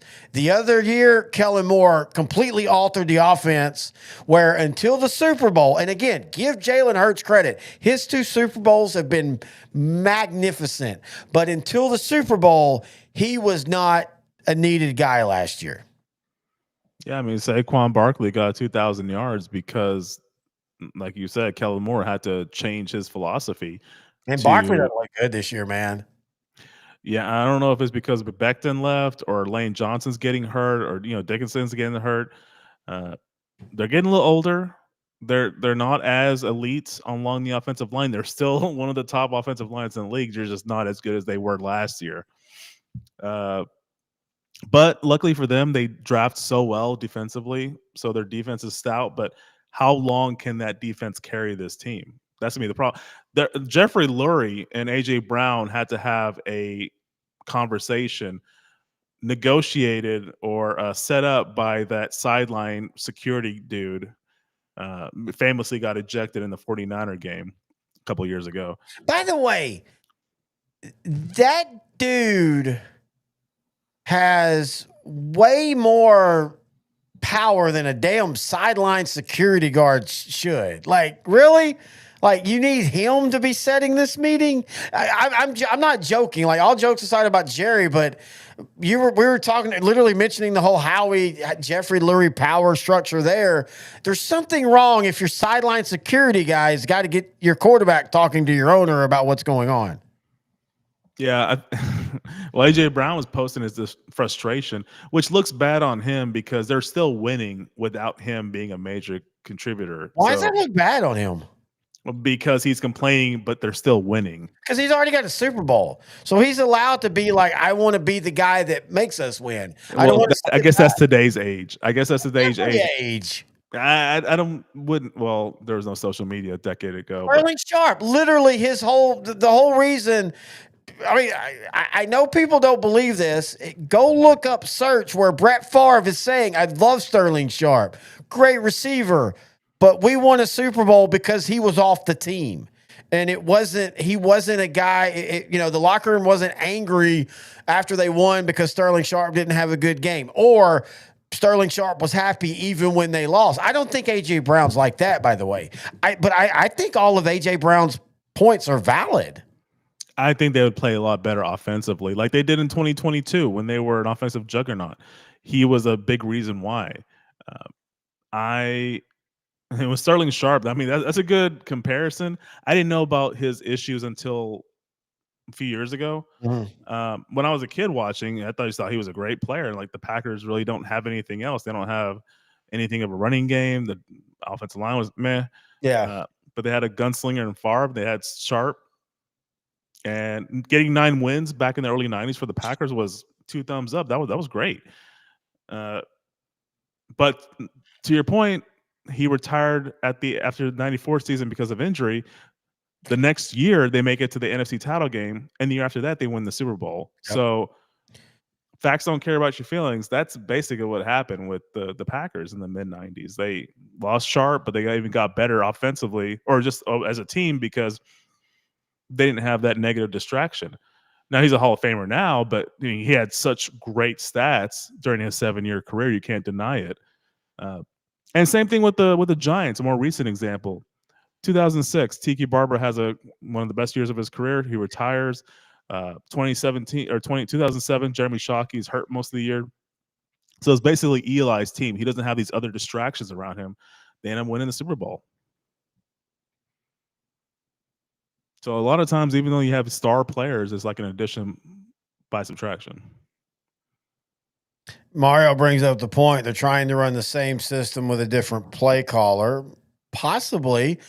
I mean, it feels like they're running a lot of the same plays. They're just not being as good about it. Part of it is, like Noe said, the offensive line hasn't been good. Barkley looks a step slower. I don't know if that's age or maybe he's nicked up. I don't know. He just hasn't, and he's still getting he's getting touchdowns. He's making plays, but he's just not going off for what he did last year. And by the way, for all the jokes about Donovan Wilson and Malik Hooker, the pass defense looks so much better when they are in the game, as bad as it has looked when they are in the game. We learned that the last 2 weeks, especially against the said Cardinals. That's the game. If Dallas doesn't make the playoffs, that's the game that they're going to look at the most, I think. I mean, yeah, there's plenty of games this season, unfortunately, for the Cowboys where you could make that claim. Yeah, but I mean, that's the one that whether we think the Bears' record is valid or not, they lost on the road to the Bears, who are in first place. They tie the Packers, who most people consider the best team in the league when they can. Philadelphia's Philadelphia, and that was a close game. I mean, really, the ugly loss in the room right now, in my opinion, is the Cardinal loss. Yeah, that was probably the worst loss of the season. They can't beat. And Mario's point, yeah, the Philadelphia Eagles offensive line is banged up. Lane Johnson, their future Hall of Fame right tackle. Yeah, but he just got hurt. But It's not like he's been hurt all year. I think he was hurt kind of going into the season too. But yeah, he just got hurt again. Then the left guard Dickerson, he got hurt in the Cowboy game. Yeah, now he's been hurt for a while. Yeah. Hey, by the way, no offense to Tyler Lockett, but I love that he got released for the Titans to sign with a playoff team to only then sign with the 2-7 Raiders. I think he just wanted to play with his old coach. I think that's the only thing that makes any sense to me right now. Apparently the Raiders are the only one that offered. Like, he did try to go to playoff teams, and like everybody's like, we're good, brother. Good luck to you. Like he probably should have took like a discount stay with the Seahawks and just be like a, I don't know, leader type locker room presence, dude. I think the Seahawks just wanted to move on from him, which, by the way, that looks like a good decision. Though Jackson Smith and Jigba, I mean, he's top receiver right now in the league. Yeah, I was about to say, I don't know. I don't know if he's the best receiver in the league, but he's the most prolific right now. And Sam Darnold again. And look, I think this is really unfair, but I understand it when like a Daniel Jones who's had a couple off weeks, or a Sam Darnold who this week threw 4 picks. Everybody goes, you're reverting back to form, or you're just having a bad game. Like, all quarterbacks have bad games. You know, great ones. Tom Brady has thrown many interceptions in bad games. Peyton Manning, and they don't go, Peyton Manning reverting back to being a terrible receiver or quarterback. I just think Sam Darnold had a bad game. Well, with those quarterbacks have won a Super Bowl, and Sam Darnold was known last season for the guy that had such a great regular season and then had 2 awful games back to back. Intercepted by the Cowboys. Linebacker Markeith Bell. Linebacker, yeah. 6'3", 205 linebacker. Markeith Bell. Hang on. Well, now, Noe, to be fair, for half of that season, him playing linebacker messed up offenses so much, he was on pace for an all-pro year. Remember that. Let's be fair on that. But no, it's just funny that he's still on the roster. And that was a tip drill. I don't know who tipped it, but still, Dallas defense is coming to play tonight. Again, it's against the Raiders who traded. It's an NFL team, though, Noe. I mean, this is an NFL team. An NFL team, yes. Yeah, that is a true statement. The Cowboys are playing an NFL team. You are 100% correct there. But my point is this isn't a college where there's going to be such a vast, or the Cleveland Browns of the old Cleveland Browns, or the Lions of the old Lions. I mean, yeah, they're 2-7, but it's not like the Raiders are getting beat 50-0 in every game. True. I mean, they almost beat the Jaguars a couple weeks ago. Boy, the Jaguars are a weird team. 6-4, and I have no idea who the team is. Oh, Kenneth Murray. The dude is balling out tonight, legitimately. I don't care who you're playing. He is balling out tonight. Playing in position. Cowboys going for the home run ball, and it's intercepted. Oh, nope, dropped. Cowboys are winning. Derek says, watching Monday Night Raw, Cena's last Raw, until 2 years from now when he comes back. They always come back. Yeah, rumor has it. I mean, he's been killing it in the TV and movie. Like Peacemaker is such a really good show right now. And season 2 got as much fan love as the first one. I know a lot. I haven't watched Peacemaker yet. That's something I'll do after the season. I know a lot of people hated the last episode. So I watched season 1. First of all, the best intro I've ever seen for any show. That great. Is so hilarious. But I haven't watched season 2 yet. No, me neither. I said that's something I'll watch after football. But and I like Peacemaker. It's a little weird, and I kind of like that. But also the out of context stuff's kind of weird. But going back to him wrestling, he'll come back. They always come back. The Rock 7 years ago supposedly was never coming back, and he's came back like twice since then. Cena will come back. I think he'll come back. I don't know if he'll wrestle again. Hulk Hogan will come back. Oh boy! Okay. They'll put a picture of his daughter having sex with an African American on his casket, and he'll, oh my God, brother, I'm back. I mean, as long as he takes care of her, I guess it's okay. He's gonna kick out.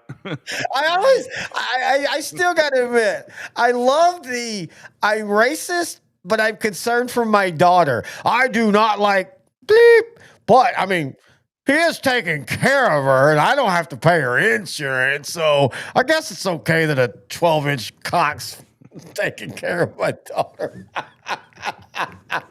It's okay as long as he's rich. That's the long thing as that he's like rich. always annoys me when I hear Now, if he's that. working, well, I mean, again, well, now, Noe, to be fair, there's a lot of white dudes that say that about white guys when it comes to their daughters. Oh, whoa, is that Shaq's daughter? Oh no, never mind. Because I know that's not Shaq's son. That'd be really weird. I Oh, guess you might be ahead of me. Oh, Oh. wait. Okay. I see the basketball commercial. Well, it's a furniture commercial. Okay. I saw it do with the basketball. I see a car. You might be outside. getting different commercials than me too. Oh, okay. Oh, I'm watching this on YouTube TV. Yeah, that's what I'm saying. I'm watching it through the ESPN app on Roku. You know, going back to Derek Del Rio's comment, it's a good financial decision for them to do Raw on Netflix. It's just the viewers, like the eyes that can be on that show, grow exponentially. Um, Is it live on Netflix? It's live on Netflix. Yeah. But then can you watch it later in the week too?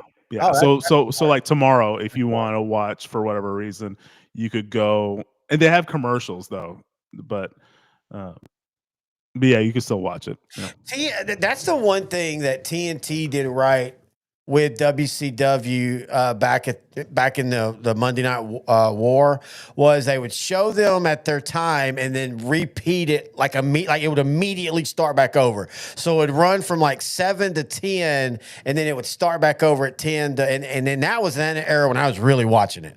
Like I said, where I was at college, I was with a group of guys. We had our own little backyard wrestling fed, and so we watched it all. So you could watch Raw and then flip over at 10 o'clock and watch the Raw. I mean the Monday Night Wars. Oh, we got a flag on the play, dude. If the Cowboys get a touchdown now, this would be real big. And all jokes aside, I don't give a shit who they're playing.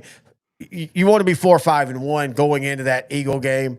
And the biggest thing, I don't see any kind of hangover from the Nealon incident.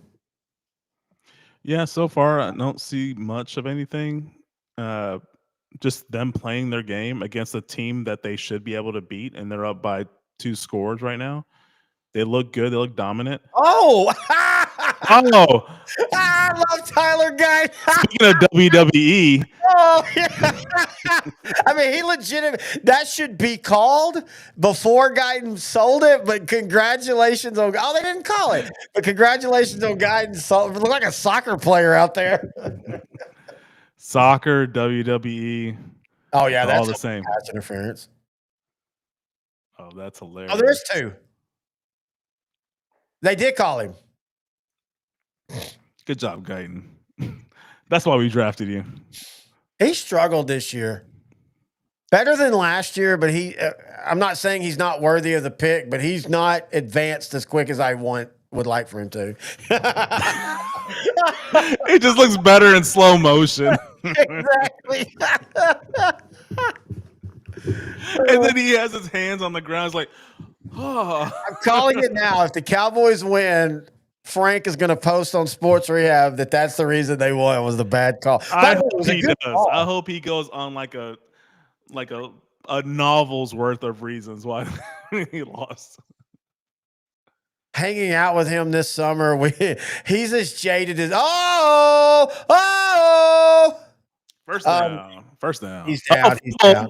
He's down. He's down. But Frank is like us. He's so jaded, it doesn't even affect him anymore. It's like, just, yeah, kind of what I figured. I got to meet him at some point. What's he a doctor in? I don't think he's got there yet. He was a professor at Oklahoma State. He's not anymore. Dr. Tank. That'd be funny. Would you let Dr. Frank touch your nuts?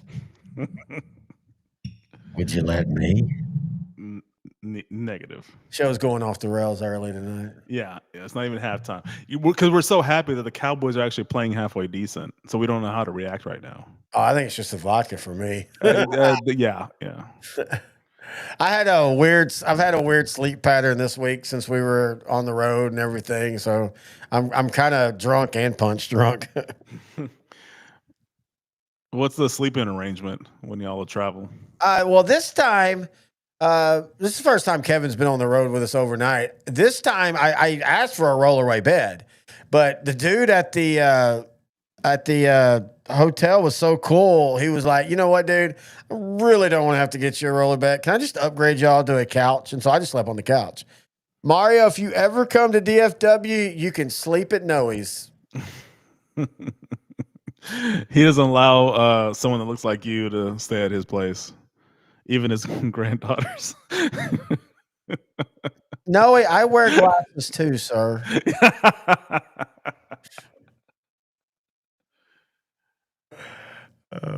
Yeah, he's like telling his granddaughters, "Well, y'all can play outside, but I mean, There's a section 7 of the house. o'clock." There's a section of the house y'all can go sleep in, and don't drink the water from that sink. Oh man, 1st and 15 after the false start. That's one thing. The Cowboys haven't had a lot of penalties tonight. It's amazing how much better you are when you don't have a lot of penalties. Insane. Boy, George Pickens is just all tonight. Oh, what a move! Pew pew pew pew pew pew. We might Touchdown, George have, Pickens. Pickens and Lamb 100-yard games. Again, it's still against the Raiders, but hey, they're executing. Just get the win and move on to the Eagles next Sunday. Yeah, Cowboys up 23-6. In control. Now, first half hasn't ended yet, so Boy, and with this defense, you can't ever never guarantee. Yeah, I mean, really, this has probably been the best defensive showing they've had since the Eagle game earlier this season. And the Washington game. Again, that's an asterisk. But yeah, I agree with you. Probably since then too. It was a couple weeks ago, I think, or 3 weeks ago.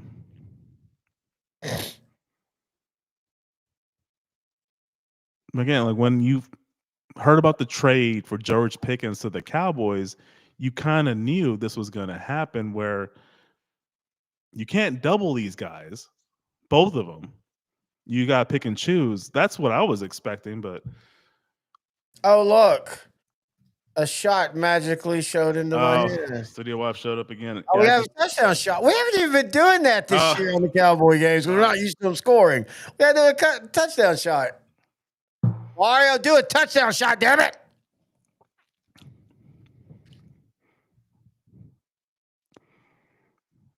Definitely drinks on me, Mario, if you come in, because as a passionate fan of a team that's not doing well, I understand where you're coming from, buddy.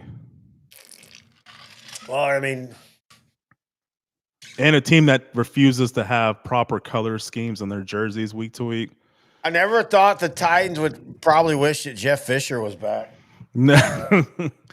Would it be 7-9 or 8-9 or 7-10 or 7-9-1? Like, oh, yeah, he would break the NFL. He would finish 8-1 every year. Oh, Mario's about to get the whiskey. Here we go. Here we go. Here we go. I can't do it right now because I'm pouring drinks into drinks. Pouring drinks into drinks. We're at that point about Drank the Coverage. Well, I had forgotten that I had poured my electrolyte separate, so it's been sitting down here all night.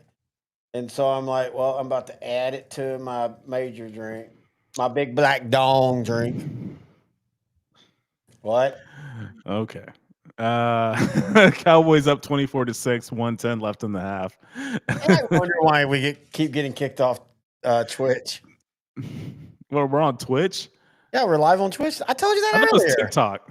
I mean TikTok. Well, we're live on Twitch too. We're live on Twitch too. We've always okay. That part I didn't know. Okay. Oh yeah, we're on everything. I've told you that many times. We're on all.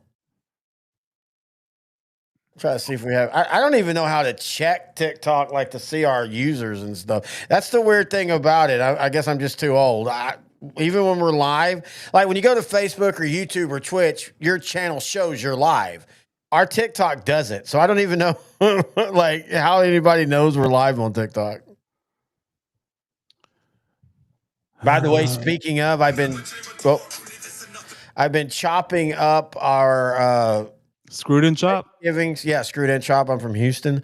I've been chopping up our Thanksgiving stuff, so those shorts are about to come out. But more importantly, our Thanksgiving episode will come out Monday for Finally. Thanksgiving week. I might actually mix some of last year's. People don't know because we put it on Patreon and then kind of forgot to put it on YouTube.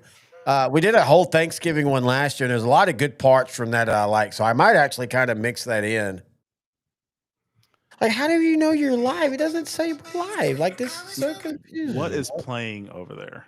Oh, it's my. I'm going on TikTok. I'm trying to Yeah. show how we're live. It doesn't. Again, I don't know how we're to know we're live because it doesn't say we're live. Must be something different.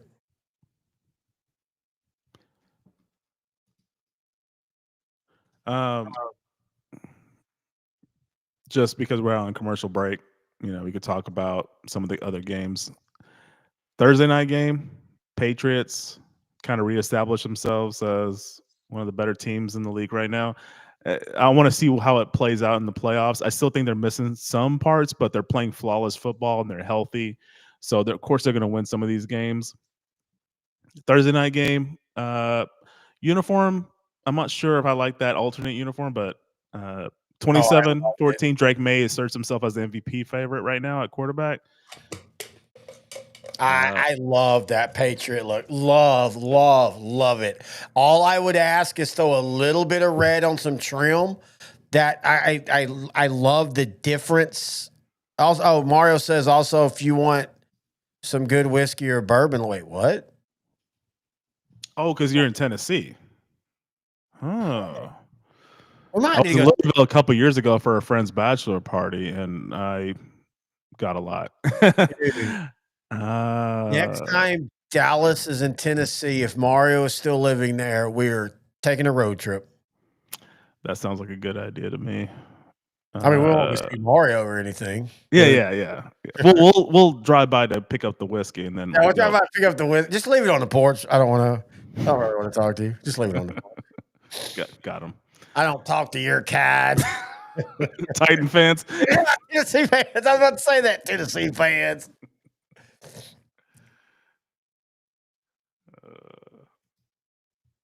Yeah. And then after this game, the Jets decided to bench.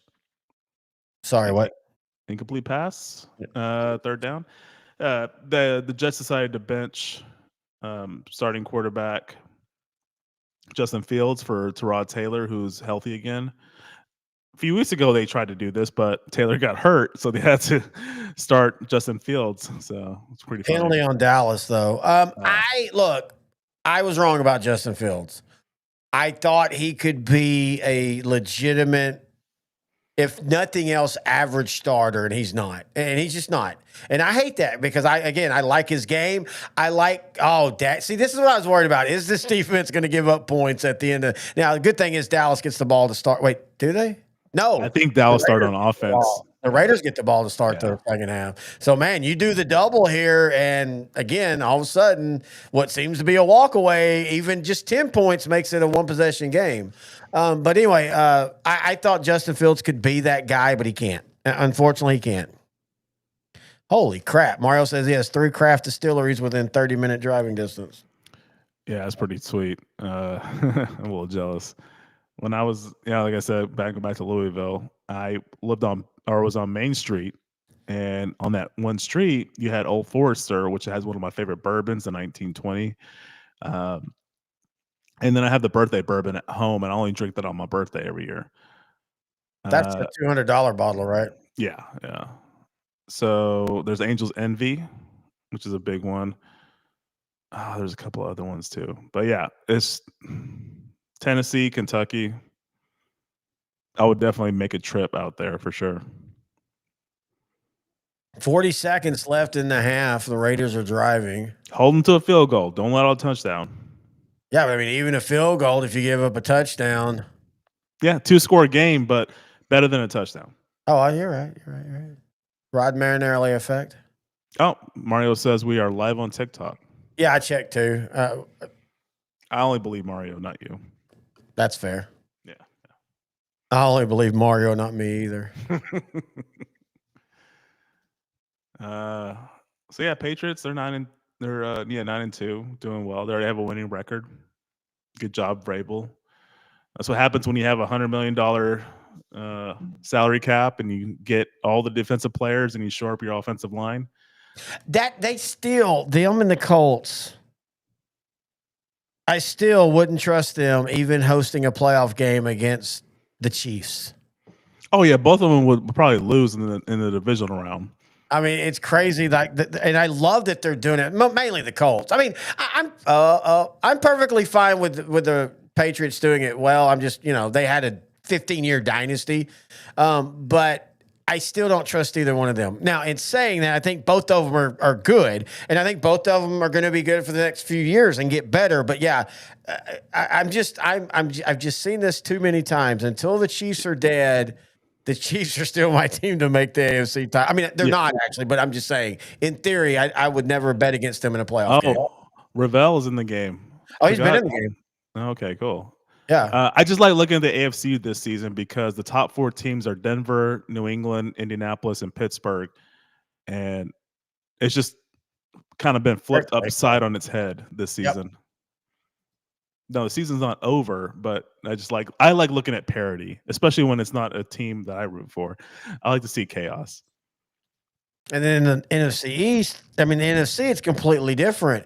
You're going to have the 7th team with a great record, but it's because we've got really good teams and then really bad teams. And I know you can point to the AFC and say, well, look at the Browns. But I mean, shit.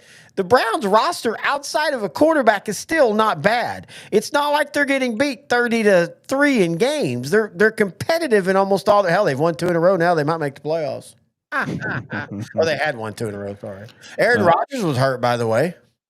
Yeah, Aaron Rodgers hurt in that big win they had against the Bengals.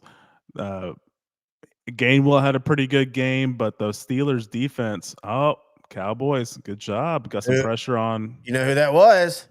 Was it Quinnen Williams? Yep, Quinnen Williams. He's been all over that backfield. Look at him playing him at the end. I love that. Kind of double teamed. He did a twist. A lot quicker than I thought. And Houston's already had a sack, and he's living in the. Quinnen Williams has been beat up. He's come off the field a couple times now. Just sit him. I need him for Sunday. That's their best opportunity to win a game against the Eagles. By the way, I know it didn't matter, but the Lions stopped the tush push on 4th down or on 3rd down yesterday at the end of the game. Or 4th down. It was 4th down. Very rare because the referees seem to be allowing some of the false starts, which was kind of a big issue with the tush push because a lot of plays that the Eagles run it, they are jumping off sides. Or not jumping off sides. They're moving before the ball snaps. It's okay. I mean, look, this is the Cowboys. We're kind of expecting them to make mistakes like this. Was it on Clowney? Crap. Okay. He's had a couple good games. I wouldn't mind him being back next year if he'd like to come back. I would like it too. I mean, just for his knowledge, for sure. And I think he still has something to offer. And he's just, I guess maybe I had the wrong perception of him. He is completely bought into the team. I loved it. His second game here, when he talked about the defense better be kissing the offense's ass. I'm buying, Dak Prescott dinner for the next month because we suck. I don't know. Maybe the Michael Bennett thing just jaded me because Michael Bennett and I give him credit. He's admitted, my heart wasn't in it. I thought it was. I genuinely went to Dallas wanting to, but I got there and I'm like, I'm just done. Jadeveon doesn't look done. Jadeveon looks like he's still having fun playing football. Yeah, I definitely would like to see him next season with the Cowboys if he still wants it, because I don't want to get a guy that I've been wanting for a few years. As a Maverick fan, getting Darren Williams 5 years past his prime, or getting one of some of these other guys just past their prime. Especially Deron Williams, because we chased him for 5 years before he got bad. That's the weird thing about the Mavericks in that era, is all the guys that Dallas wanted desperately, never performed like DeAndre Jordan, the famous DeAndre Jordan, and basically the Clippers, which illegal what they did by all accounts. You could even say technically lawfully illegal. They basically held him kidnapped, but he never became that player again. Deron Williams never became the player we thought he was when Dallas was chasing him. It's kind of funny how on all those that Dallas missed on, it might have actually been the best thing. Boy, that's a dangerous play call with 8 seconds left. I mean, it worked out for the Raiders, but that's why you're 2-7 doing stupid shit like that, because they have no timeouts. If Geno Smith would have got sacked, that was it. Great coverage, by the way. Yeah, but he was still in position to make that catch. That could have easily been a touchdown. All right, well, defensive stop. Glad I picked up Carlson in the league. Yeah, Carlson set up. He kind of struggled last week. Really good kicker, like 6'8". Speaking of Europeans, the Dallas Stars, hottest team in NHL right now, man. They have been rocking and rolling and beating good teams. They haven't just been going through and playing the bottom. They've went over into the East and played some really good teams, and it's good to see. They have been way more consistent than they were even the last couple of years when they went to the Western Conference Finals. Yeah, Stars have been on the roll. They kind of struggled a little bit to start, but yeah, they've won. Well, they started hot, then lost 3 in a row, and then have got hot. They started That's great. What I meant. Yeah. And you're going to get, I mean, hockey's like basketball or baseball. You're just going to have those stretches where you just don't play well or things go wrong. But the great thing for the Stars is they've been, when Jake Ottinger's playing, they're getting great games. And when Casey DeSmith, who had a shutout a couple days ago, they're having good games. They won 5 in a row, highlighted by that 7-0 win at Montreal. Montreal's had a pretty good start to this season, kind of coming off of what they did last season, where they had a pretty good run to get into the playoffs. But the story of the year, like Boston, they're doing well this season. They're leading the Atlantic. And then Anaheim, they've come out of nowhere, but they had Joel Quenneville as the head coach, who came over. He was kind of, I don't know, banned from hockey for a little bit. Yeah, he was the head coach for the Blackhawks during the 2010s when they won 3 Stanley Cups. Now, I will say this about Boston. They're winning in a division that's really ugly. They're 12-8, but they're in first. The Red Wings are second. Canadians are third. That's ugly. The thing to me is the Avalanche, 13-1. But 5 overtime losses. That reminds me so much of the Stars a couple years ago. In fact, 2 years out of 4, the Stars just could not win an overtime game. And that's where Colorado is right now. But they're 8-0-2 in their last 10 games. They've won 6, while the Stars have won 5. The Kings are playing well. As you said, the Ducks are playing well.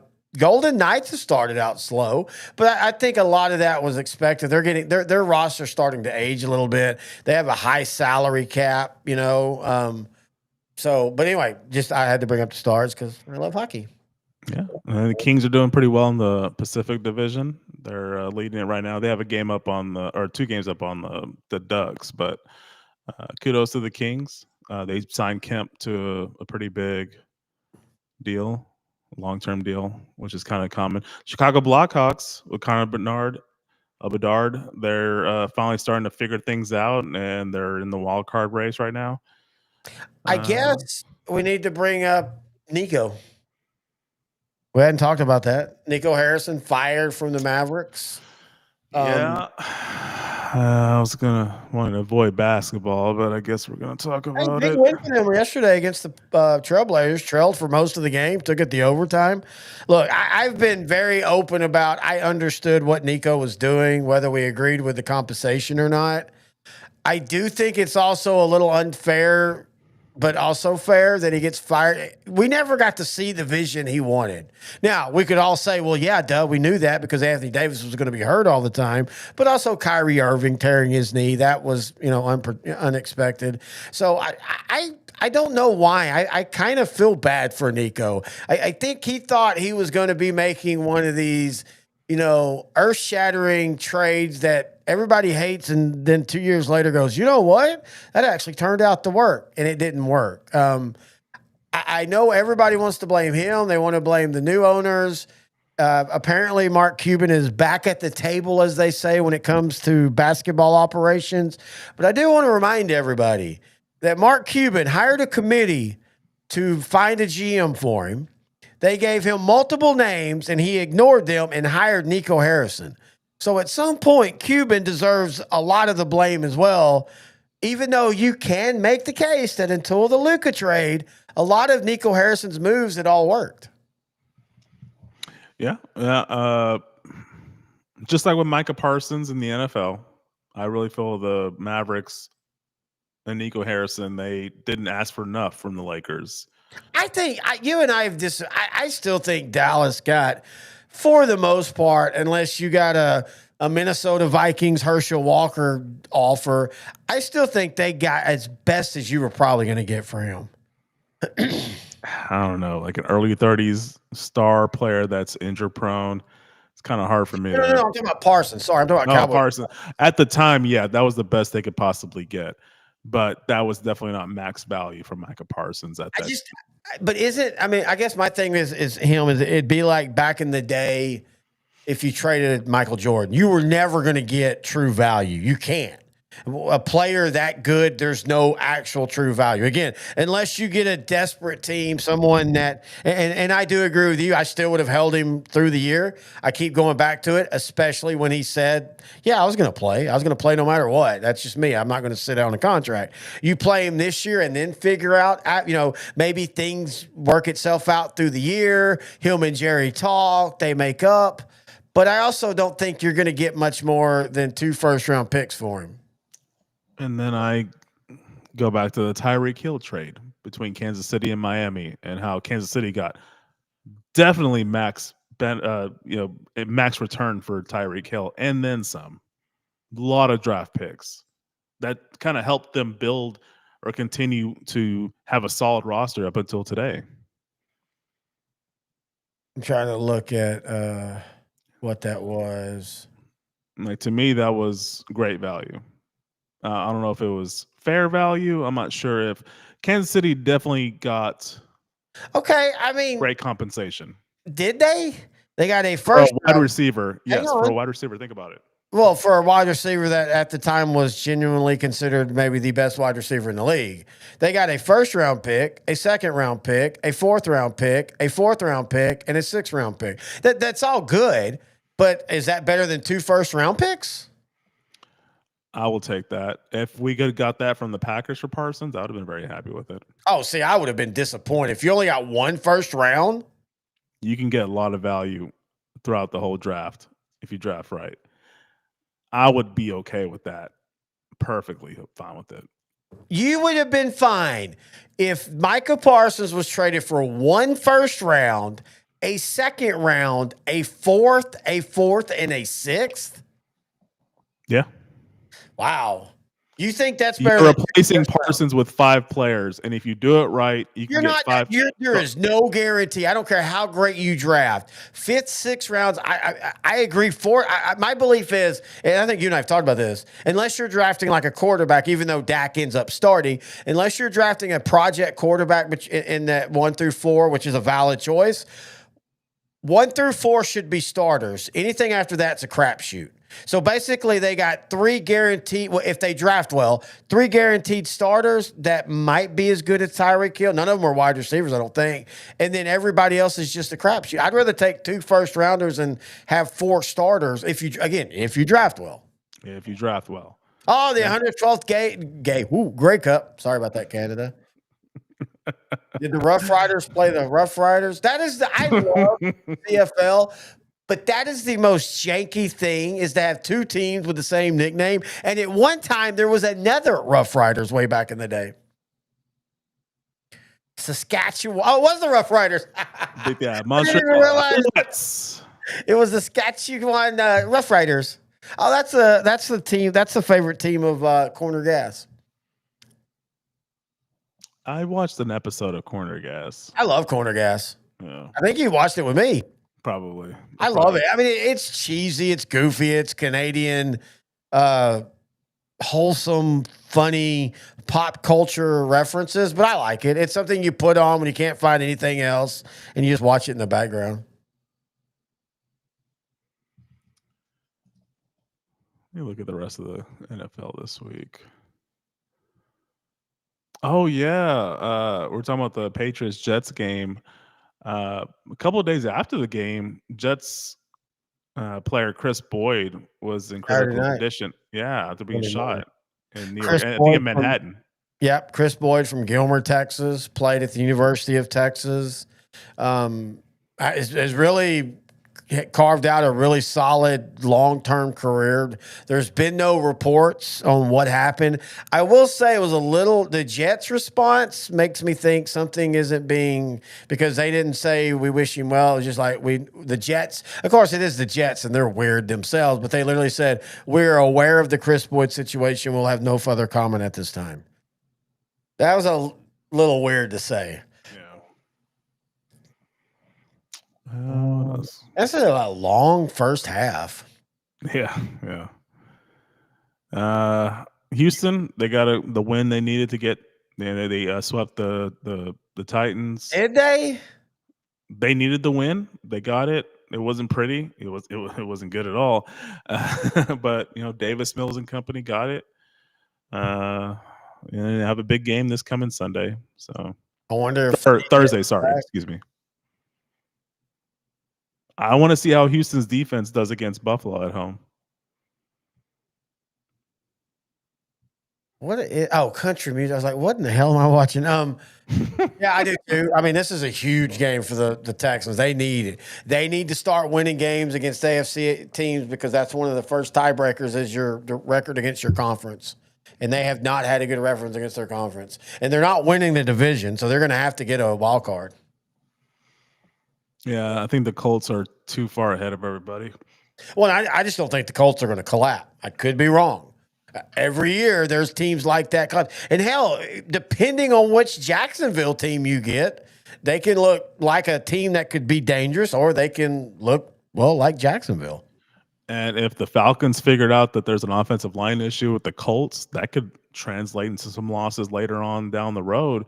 Falcons were living in the backfield. I just think that's the one thing Atlanta does well. They have a great pass rush. Finally, they drafted for it this past season. They overcompensated this draft by getting a ton of help. What's his name even done anything for them? The A&M guy? Isn't that who they drafted? No, they got James Pierce from Tennessee, I think, and then the Bengals got. Yeah, it was a Bengal. Yeah, he hasn't. He's been injured. He's been hurt. Like he was hurt all even before I think he got hurt in the preseason or something. Yeah, the front office for the Bengals continues once again to disappoint. So I am really surprised. Speaking of, Jamar Chase was only suspended one game for spitting on a player. First off, that used to be minimum 3 games, but especially because he lied about it. And I know we're adults, but I mean, that is part of that's that whole thing. If you get if the cops bring you in, if you're honest about something, a lot of times it's a lesser penalty than unless you're like Noah and you're just butchering bodies, it's a lesser penalty. I kind of feel like they let him off really, really light with that. Same thing with Jalen Carter, actually, at the beginning of the year. Spitting on a player used to be like a bigger offense, I feel like, than now. Yeah, and I feel like he didn't think there was video evidence, because that's the only reason I could think why he would. Look, I walk my dog in the neighborhood. I always assume everybody has a Ring camera or something like that, right? If I'm in public, I assume someone can record me. How in the hell does an NFL player think that they're going to do something on an NFL field with 75 cameras and get away with it? I guess he figured he was innocent until proven guilty, but with the cameras, I saw the replay. I saw the spit. definitely guilty. I was crapping on Jalen Ramsey yesterday when we were messaging, Oh, but yeah, when I that's saw right. when I saw the replay, I'm like, okay, I guess I can see why he got mad. And he can't even, Jamar can't even say like it was spittle. Like you could see him do like a famous chick did and went hot to it. Spit on that jersey. We taking shots? Oh, we can. Shots to the start of the second half. Cowboys in somewhat controlled, 24-9, 2-score game. Raiders get the ball. What do you think about the kickoff? How it's been playing out this season? Well, I enjoy it, but reports are that concussions are up. I think we're just working more and more to where we won't have kickoffs eventually. The only thing keeping kickoffs going is the NFLPA because that would mean jobs. Now, I would say you then convert those roster spots to help depth positions like the offensive line and such. But yeah, I think we're headed to a situation where eventually teams will just take the ball on the 20-yard line or 25 maybe. Yeah, so I wonder how that alters rosters and That's what I'm roster saying. I mean, sizes. you're going to get rid of people that are just special team. I mean, I guess technically you'll still have punts, but and I hate it. I love kickoffs, but again, I also understand. If and again, there's also are the concussions up enough to make a change, or you're going to give it a couple years. I don't think they're going to make any change now. But I do think that there eventually will be change. I think I told you that a few years ago. I think eventually they'll go to it. I still think there's a day where you don't have guys wearing helmets because Troy Aikman, of all people, is the one that made the point of, and I'm not saying he's the only one, but he made the point that helmets make people feel that they can use them as a weapon. You go look back at the old days when they weren't wearing face masks and helmets. Nobody was leading with their face. I mean, they were tackling like we were taught to tackle way back in the 80s with your shoulder, with your head to the side, head up, all that. Now, and we've gotten back to that because the penalties called for head hunting, but you still see people lead with their helmet all the time. And they're not wrapping up. If they're not gonna, they're leading with their head and they're not wrapping up. I just hate the undisciplined nature of the tackling right now and at the pro level. It's just inexcusable.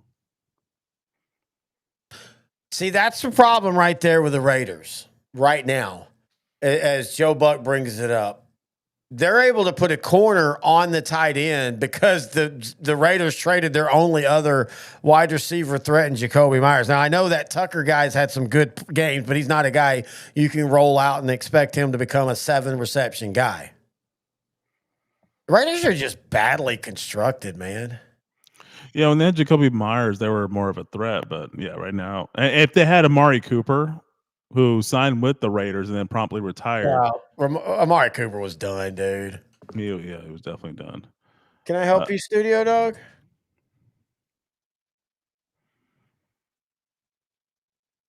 Mario's asking, when did that fall apart with tackling? Whenever ESPN started showing highlights of hitting in the 80s and 90s. Yeah. I can remember back in 88, 89, 90 playing guys talking about kill shots and, I mean, again, that for 20 years they had a whole segment on, jacked up. Wasn't that what it called, jacked up? There are videos. I always say this. One of the most famous video highlights that was used in NFL films as their intro for all their shows was 1993 Troy Aikman getting absolutely decleated against the Broncos or the Bills. And it should have been a pass. It should have been a late hit, but it wasn't called. And that was a lead play for all the intros for NFL films. In fact, I'm going to find it now, and I'm going to show you what I'm talking about. But it was that. It was the highlights of the hard hits. Yeah, I'm a stickler for basic defensive play and form tackling. I just so passionate about that prevents so many 3rd and 8 conversions. You'll see a screen out to the running back, defender, one-on-one. 8 yards behind the defender, and they somehow are able to. They'll make contact with the running back, but they just don't wrap up, and the running back eludes them, gets the first down. Yep. It's like little things like that that separates the decent teams for the great teams. Hang on, I'm trying to find the hit. I don't know if I'm going to be able to find it. It used to be on their NFL film, but you can't really find those opens anymore. Commercial break. Talk about the Bears a little bit. JJ McCarthy. He was a guy that was banking on the Vikings to, like, he was the guy I was thinking he was going to lead the Vikings to Super Bowl 60 this season. And I was wrong. And I was basing off the fact that Kevin O'Connell's the head coach and he's a quarterback whisperer, allegedly. But, I mean, JJ's in his rookie year. But having said that, he still has Jordan Addison, Justin Jefferson, and Naylor at wide receiver, and TJ Hawkinson at tight end. I don't see how he can struggle this much. Because he's not a good quarterback for the NFL. For the NFL. Yeah. And maybe, and look, and technically it's not his first year, but it really is. Maybe, he give him time too. I will say that. Even though I was very loud about it when they drafted him, I didn't like the draft. Nothing against him, but nothing at Michigan made me think he was a great quarterback. He got labeled a winner. And so sometimes, man, this offensive line is still terrible. Sometimes, man, George Pickens might have 200 yards before it's all said and done. But I never thought he was an NFL starting quarterback like the Minnesota Vikings did. But again, at Michigan University, he wasn't asked to be the gunslinger, but he had the size. And in the combine, he showed he had the arm strength. So that was kind of the thing that drew people. But he didn't really get the chance to prove it in college. Oh, yeah, no, you're right on that. I guess I don't remember the combine with his arm speed or arm strength. That's been my whole issue with him. I don't think he can make all the NFL throws consistently. He can make them occasionally. Again, that's what you and I always talk about. The difference between a great NFL quarterback and what's perceived as a bad NFL quarterback usually isn't they both can make the throws. It's the great one can make it 9 times out of 10. The bad one makes it 4 out of 10. It's just the consistency and being able to do it over and over and over. And again, maybe he finds himself. You're right. He's on an offense, though, that's like, come on, dude. You should just be able to friggin' throw it up. I mean, hell, Kirk Cousins did that in Buffalo once, and Jefferson showed you what he could do with it. This sounds weird as he gets a 3-yard or 4-yard gain. I know Jake Ferguson's like at the top of receptions for tight ends. He's probably on his way simply because Bowers didn't play a full season. He might be on his way to an all-pro tight end nod or maybe second team, but I don't like how Dallas uses him. They need to use him like they did in that first touchdown, over the middle in the seams more. Yeah, so right now, McBride and Kelsey and Warren have kind of overtook Pickens, dude. It's that second move he does is so insane. Oh man, he's still going. Now, $700 million deal. Just do it the Kawhi Leonard way. Hire him for a private firm. How is that not a bigger story? I get it. It's fine to cheat the cap, but how is that? We won't talk about how bad betting is and everything, but the Los Angeles Clippers literally lied on their cap for their star player, and all we've gotten is, well, there's an investigation. I have a funny feeling they'll lose a draft pick or two, and that's going to be the worst they're going to do to them. Right now, Ferguson has 364 yards and 6 touchdowns. Trey McBride has 718 yards and 7 touchdowns. The touchdowns are the biggest thing for tight ends, and Trey McBride's amazing. And Kraft got hurt in Green Bay. He was having that type of year. It's funny because just a few years ago, you and I were like, where did all the tight ends go? And now we're back in the tight end resurgence. Same thing with kickers. A few years ago, it felt like you and I think it was right when we brought the show back. It was just one of those years that all kickers were terrible. And now it's like, Oh, he's kicking a 60-yarder. Ho hum, he'll make it. I'm gonna go get a drink. I'll be back. Like I was shocked when Aubrey missed that field goal the other day for 64 yards. Oh yeah. Extremely shocked. I mean, it wasn't distance. He just missed it to the left. I was extremely shocked by that. Because he's automatic. So with the Cowboys, if they win this game, Super Bowl, right?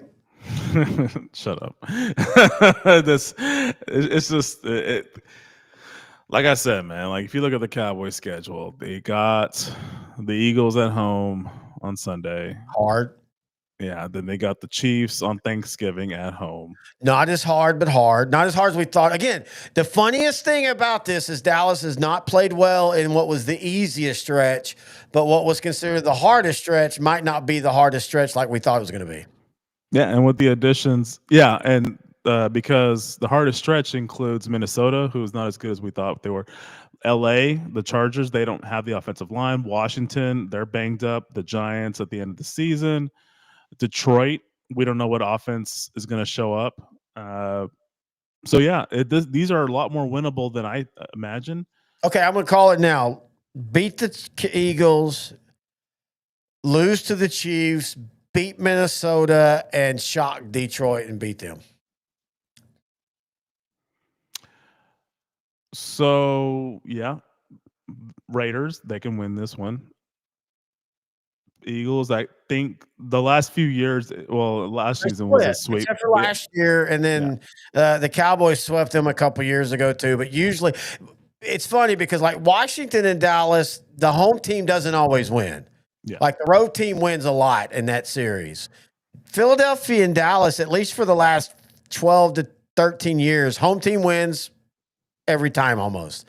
And this is the time where the Cowboys need to take advantage. 4 of the next 5 games are at home. Win 4 out of 5 games, and you're right back in the playoff hunt. Pickens, good Lord. Hey, Raiders, what is Pickens up to now? God, he's having such a good game. He is up to 9 catches, 104 or 44 yards. God, get rid of Lamb. He's so overrated. I mean, I could definitely see the Cowboys getting to 9 wins with this record. It could be more, but I've said it since the tie. They're 8-1. I mean, I really do. I do believe that's where they're going to end up. So if this game ends the way it is, they'll be 4-5-1. Yeah. So you're saying they'll be 4-3 to finish the season. Yes, and I'm perfectly happy. Look, if the Cowboys go 8-1, and I know you can't look at history in the past, but I legitimately feel like this is 2020, where they missed the playoffs for 2 years, but they were quietly making some really good moves, whether we want to give them credit or not. And hang on. Look at that, dude. Touchdown, shots. I'm just saying that in case studio wife hears me.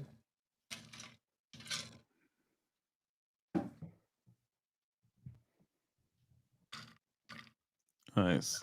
Is it Flournoy? Flournoy. Nice. Oh, by the way, Dak, 4 touchdowns, 4 different receivers. That's pretty good. But anyway, I again, when you're Dallas, you get all the jokes made about you when you're not good.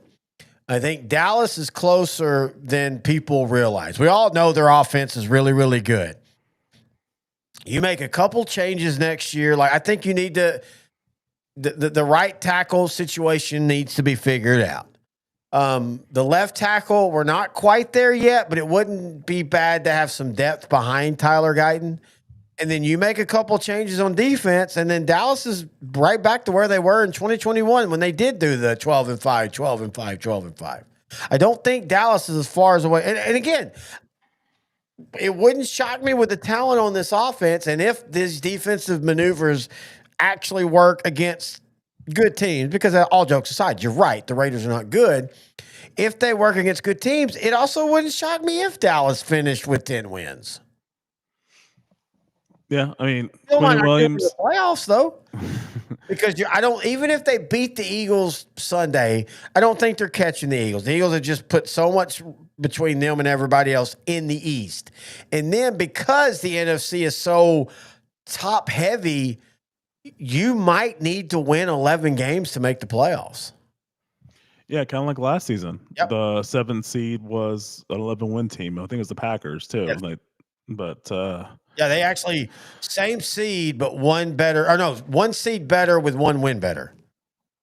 Oh no, they were same seed. They were same seed. Same seed. They won 2 more games. Yeah. And everybody thought, and I kept saying, like, somehow that feels like they underperformed. And again, I still say that about them too. And this is nothing against Jordan Love, but I don't think Jordan Love is the guy that you can put the game on his shoulders. They need Josh Jacobs.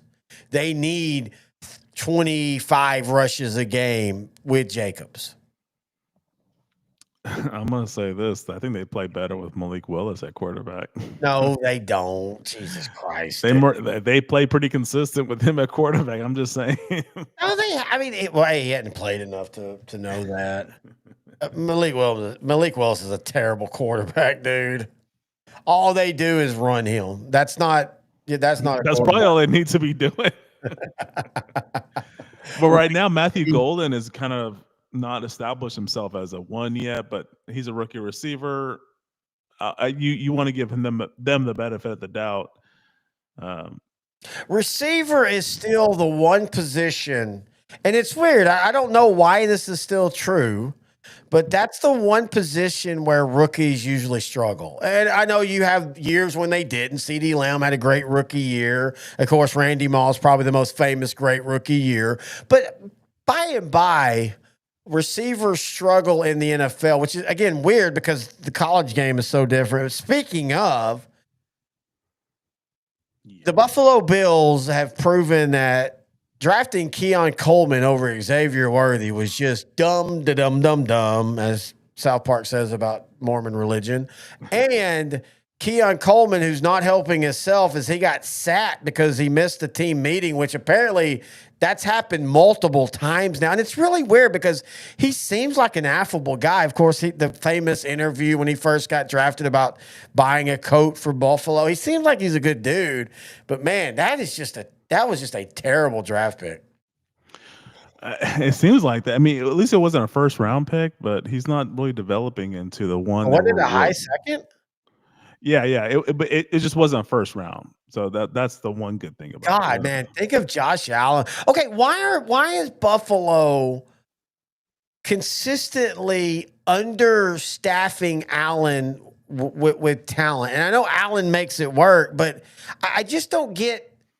I don't know. I'm a big believer. I like going back to the Netflix thing. I love it when Jimmy Johnson was talking about, how do we make Troy Aikman better? Well, let's make Michael Irvin be the best receiver. Well, how do we make those two better? Let's give them the best running back. Well, how do we make those three better? Let's give them a great tight end and an offensive line. And yet now, like with Joe Burrows, now they have given him all the offensive help, but Josh Allen, they continually just don't give him things to work with and expect him to make magic. And he typically does.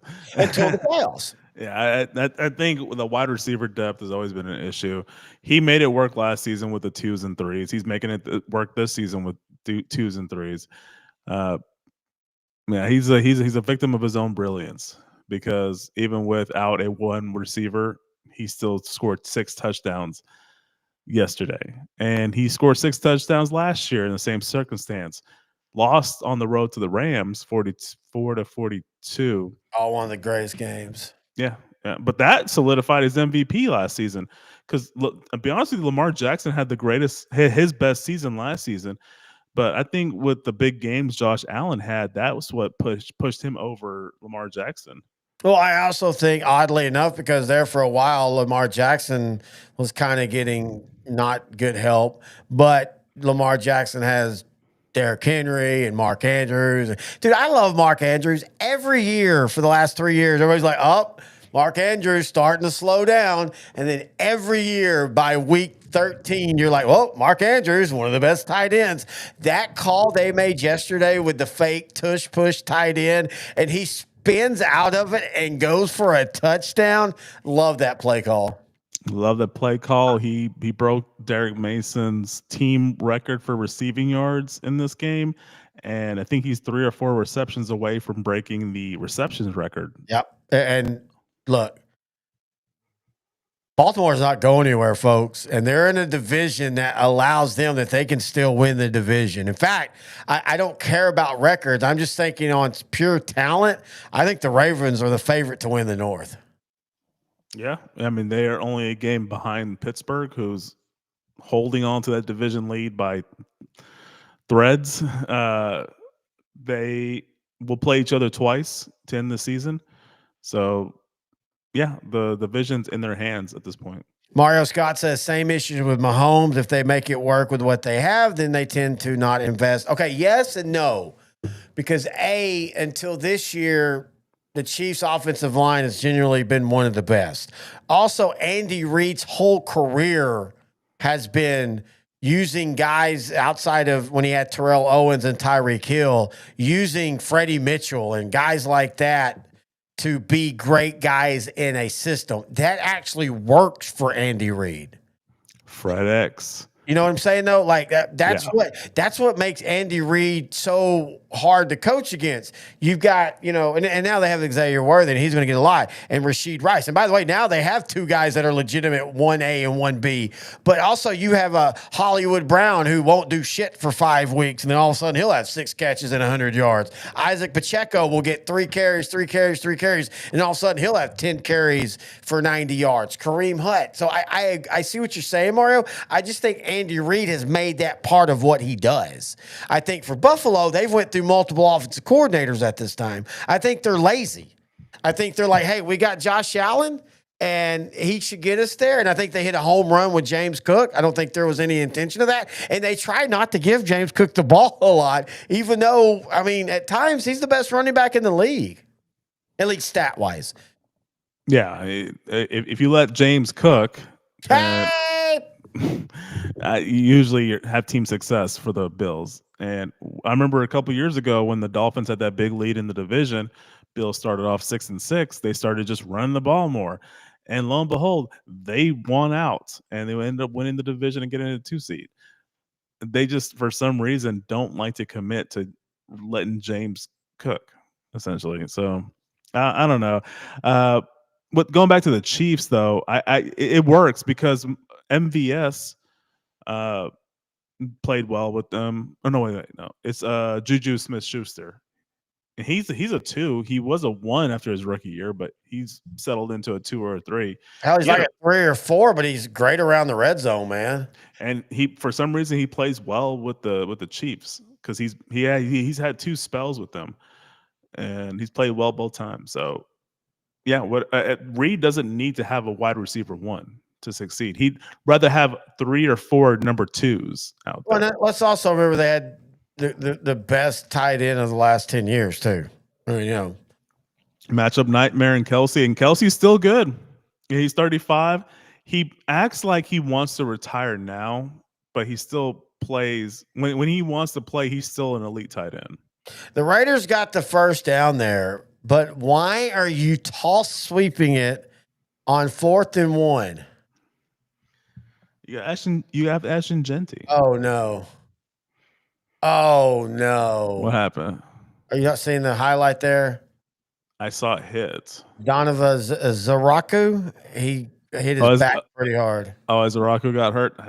Well, he's standing, so that's good. But yeah, he got where he landed on his back, didn't have a chance to brace it. Hey, as long as he's erect, I'm okay with it. Oh, so you want him turned on? That's weird. You do, no, buddy. Upright. I mean, you do Donovan, apparently, if that's what you want. I meant upright. Mario Scott, how do you feel after the firing of Callahan? How do you feel about the Titans? I thought Cam Ward made some good throws yesterday. I still think that they've just vastly, again, not given him really anybody to work with. And now Calvin Ridley got hurt really bad. The Titans are just a weird constructed team right now. I mean, let's see if the Titans do what the Patriots did. Oh, and just Broncos back in. Oh. I'm saying, like, if you really invest in the team, you could have a turnaround like the Patriots had this season. I don't think they're anywhere near that. Probably not. I mean, I'm just saying. Again, I feel bad for him because I liked him as a player and he seems like a good dude, but it was very obvious. And we can make the discussion, did they purposely set him up to fail? But Gerard Mayo was not the coach. I mean, he's not a head coach, at least not now. I think if you had a decent coach last year, you'd have seen better advancement from the Patriots. Like Mario said, I love it. Cam is working with an empty cabinet. That's the best way to describe it right there. I don't think the problem is with the quarterback. I think the problem is everywhere else. Yeah, no, I agree. And I mean, it's I like him because he was a Cowboy. I still think the Cowboys were dumb to get rid of him, but like you don't need a Tony Pollard on that team. I mean, yeah, he has 500 yards, but what is he providing for you for the future? You don't need a 7-year pro on that team. God, it's been as slow as the first half was. The third quarter's been quick. And Raiders are driving. I think this feels like a touchdown drive for the Raiders. Like Bowers looks like one of the Hemsworths. Not the Thor one, but the other one. Liam? Yeah, okay. Sure. There's a third one too. I can't remember his name. Oh yeah, there's a third one. Yeah, I think his name is Bob. Bob Hemsworth. I doubt it, but I'm gonna go with it. I go with it. Just go with it. Yeah. Just shh. Yeah, that's what I say to you every night after. Okay, and good throw. Let me refresh this because I'm seeing Geno Smith with 37 attempts, and the Raiders have only run it 7 times. Yeah. No, they literally. Oh, I keep forgetting you don't have it in your ear. They literally were just talking about that. Like, oh, okay, yeah. Why do you? Especially as Troy said, I know the Dallas Cowboys have made trades, but let's look at their run defense for this season. Why are you not feeding Ashton Jeanty the ball 20 times? And this year, the Cowboys' run defense is way better than it was last year. But and I would say Kenny Clark is a big reason because of that. But even the Dallas rush defense was still like 28th, even with him. Because I mean, as great as he's been, you can't do everything, especially when you're a defensive lineman. As great as defensive linemen are, you can game plan against them if it's just one guy and everybody else.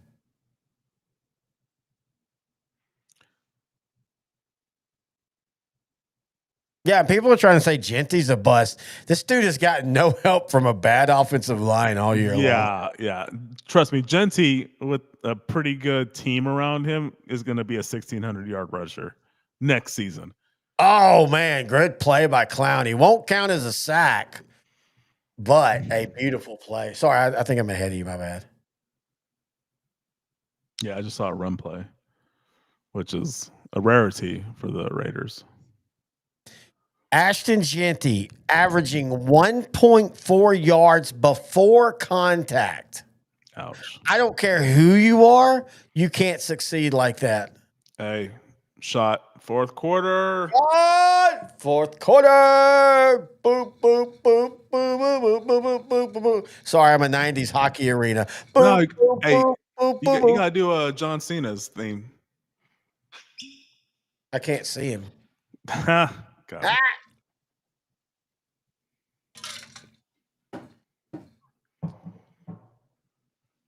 All right, I got to make sure I don't touch this bottle until you come over next time because this is actually really good. Oh, nice. Damn it. All right, so studio wife heard me, so I got to do a second shot. I'm surprised she's still awake. Yeah, we're all surprised she's still awake. Oh, she has jury due tomorrow, so she didn't have to get up early. You said duty. Duty. What duty in your sheet?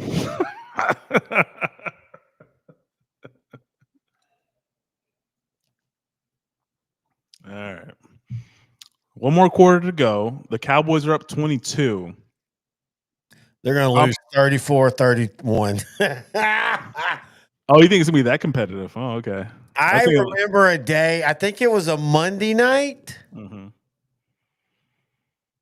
I got to look this up. I'm shooting my shot. I'm saying Describe it to me. The Raiders won 40. It was before your time. Raiders won 41-38. I think it was in 1983 on a Monday night. I'm looking it up now. So 83 was the year they won their last Super Bowl. Yes. Oh my God.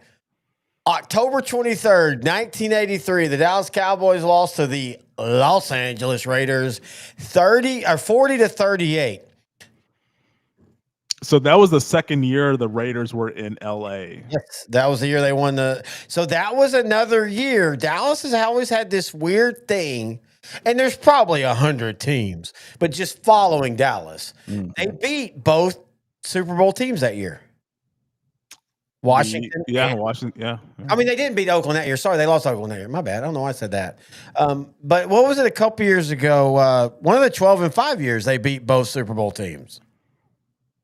Let's see. 2021, it was the Rams. It might not have been when they were good. I mean, it might not have been. It might have been. I just know recently they did it, and they've done it a few times. I remember 96. I remember 96. They beat the Packers and the Patriots. Both ugly games, but great defensive performance. It was 13-12 or 13-10 against the Patriots, and then that was the Monday night again. 12-6. I think it was no touchdowns, all field goals. I think that's what it was against the Patriots or Packers. I think both teams. Oh yeah, maybe. But I just always remember the Monday night one because it was framed as finally, and the whole interviews coming into it was Favre and them saying, we got to get the monkey off the back, and we still got to play the game, but it's obvious we're going to do this, and this means a lot. And I mean, it didn't matter; they won the Super Bowl anyway. But it was just always funny that they still couldn't. They couldn't even beat the Barry Switzer Cowboys. Geno for a touch. Oh, wow! He got very conservative there with the slide. Well, why are you going to get your skull cracked to make it 31-17 at best? Two score game. But I agree. Let me think. David got too far upfield on that one. You got to remember 4th and 4 with a guy that can move. You want to take that false outside step and then cut inside, and you got a sack right there. Touchdown or interception in the end zone. That's what I'm thinking.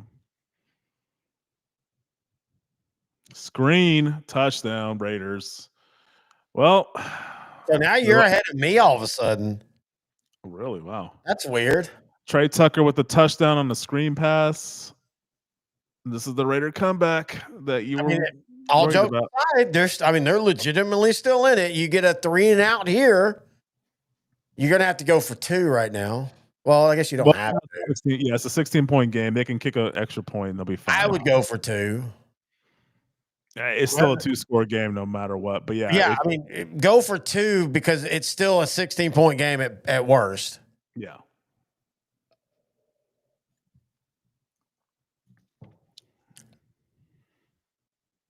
That's a good drive. 14 plays, 62 yards, almost 8. Now, the problem is you took a lot of time off the clock. It was their best drop of the day, probably, from what we've been watching. I mean, wasn't that their first touchdown? Yeah, it's their first touchdown. They've had 3 field goals in this game. This is their first touchdown.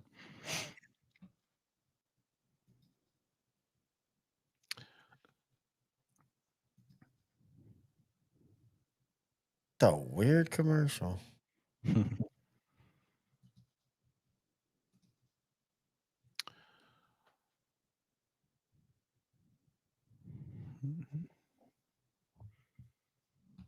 I'm trying to think if there's anything else to talk about. No, that's it. Show's over. Let's see. What are some other games yesterday?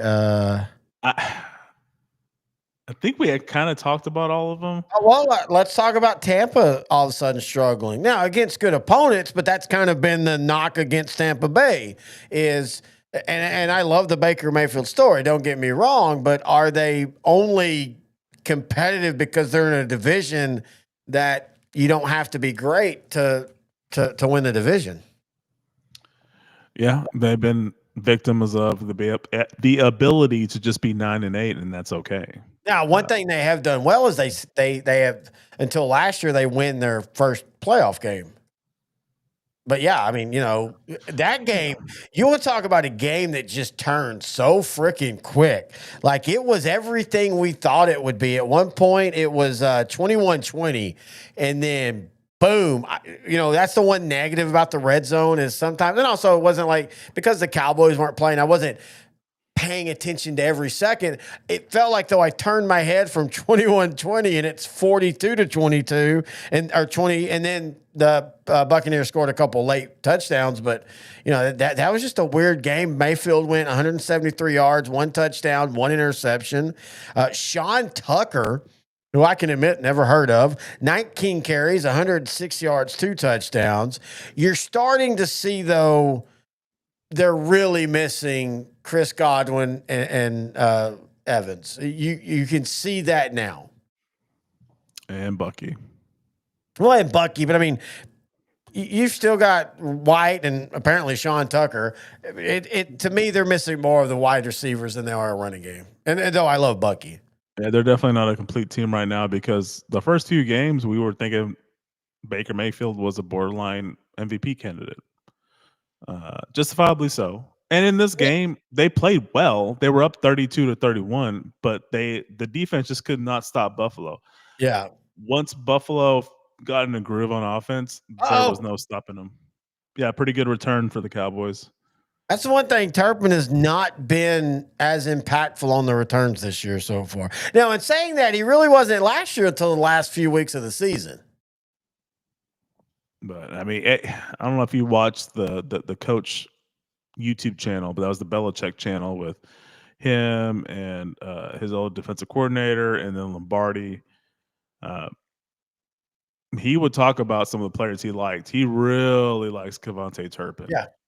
Well, because like you said, he's a guy that's a game changer in a position that people forget about. Blows my mind how high school level, pro level, college level, teams that don't pay attention to special teams, because I don't know of any good team that didn't at least have above average special teams, if not great special teams. That's the one thing, again, you go back to those 90s Cowboys. And I know Kenny Gant gets not made fun of, but it's like, it's funny how much of a fan favorite he became, but he basically became Bill Bates.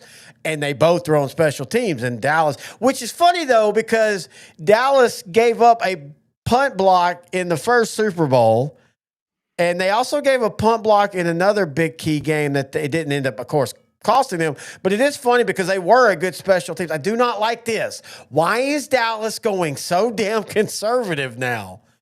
You still need first downs. You still need maybe even points. God, that's the one thing I don't get this whole thing with Dallas over the last 12 years of we've got to prove we can run the ball no matter what. Fuck, throw the ball, dude. Your quarterback is 20 of 26. Come out aggressive. I think this might be an aggressive play here. You probably already saw it. Nope. Well, it's also 3rd and 7. Now I saw it. And now, again, this is what I'm talking about. You are comfortably ahead, and you go pussy bitch, and now you're going to have to punt the ball. And your defense is not great. I know they've played well so far. I like that they're trying to put Turpin in the offensive scheme, but it so far overall has not been working that well. There's a reason why he doesn't get more snaps. He's inconsistent. He's good at what he does. You can use him for little gadget plays, but this frustrates me because this really feels like we're going to at least get the Raiders have a chance to get back into the game with a 1-possession game. Good punt. Oh, shoot. That was dumb. Should we just go ahead and start doing this?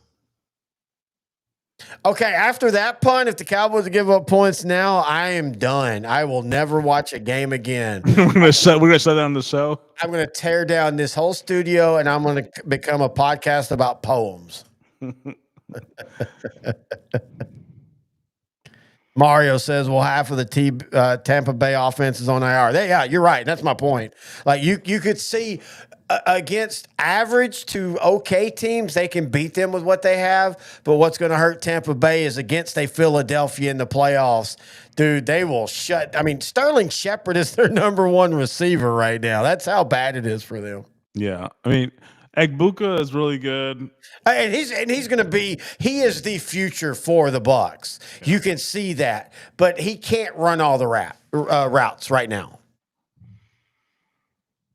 When Godwin gets back, when Is Godwin coming back this year? I don't know. Mike Evans is done for the year. They've already said that. No, because I mean, think about it. If they were fully healthy, and you had Bucky Irvin, I mean, man, Tampa might have actually been the NFC South team that was like, hey, look, we can actually get a number 1 seed. Yeah, I don't think their defense is good, not great. And again, I love Baker, but Baker has 4 to 6 games in him every year where he struggles, or not struggles, but he tries to play hero ball. I mean, he kind of had to play hero ball in this game. Exactly. And again, when it works, it works. And you're right. Offensively, they did everything right, but also the Bills are a terrible defense. That's going to be the undoing of the Bills, is their defense isn't good. As of today, who are your Super Bowl picks? Who's going to represent the AFC? Who's going to represent the NFC? Oh, the Rams for me on the NFC. That's not a question right now. AFC.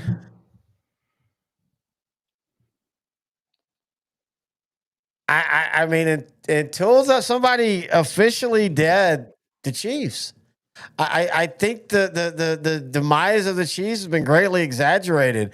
I don't think they'll win the division. They will have to do something they've never done in the Mahomes era, and that's go on the road and win. But doesn't that feel like the most Andy Reid Chiefs things that they will do is get the playoff or the wild card and then proceed to just boat race 3 teams on the road? Yeah. So 2 years ago, they won the Super Bowl, but they hosted the wild card round, and then they went on the road to play Buffalo, Yeah, and Baltimore, and they won those games. But but they've never had to go on the road for every game. Yeah.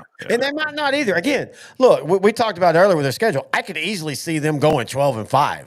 I don't think they will. There will be a trip up here and there, but 11-6, that'll get them a wild card and probably get them at least a home wild card. Yeah, 11-6, they probably won't win the division, but they'll definitely get in the playoffs. It's saying that, are we trusting the Broncos yet? Really? They're like the Chiefs last year. They're winning all these. I called it. Did they give it to him? Yes. Shots. Shots for safety. Shot. Oh, they're still talking about. Did they give him the safety? By the way, Dallas gave up a safety a couple weeks ago too. Yep. Against Washington, wasn't it? Was it? Yeah, I think it. Oh, I might even say safety shot. We got to do it. Safety shot.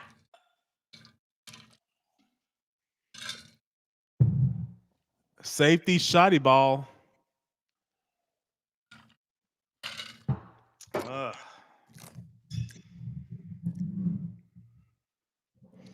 Okay, I'm starting to feel it now. The shots or the win? Yes. God, it's going to really suck when they lose 36-33. I better get my electrolytes before I go to bed tonight. My life. That's just how I look at football now with my teams. It's going to suck when they lose, even when they could be up right now with 5 seconds left this score, and I'm like, they'll figure out how to lose.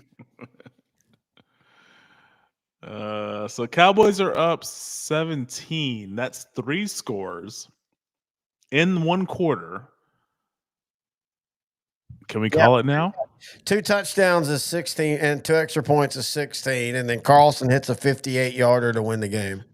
And you're playing against a team that has Daniel Carlson in fantasy, and if he hits that, you lose. You will lose. It will eliminate you from the playoff.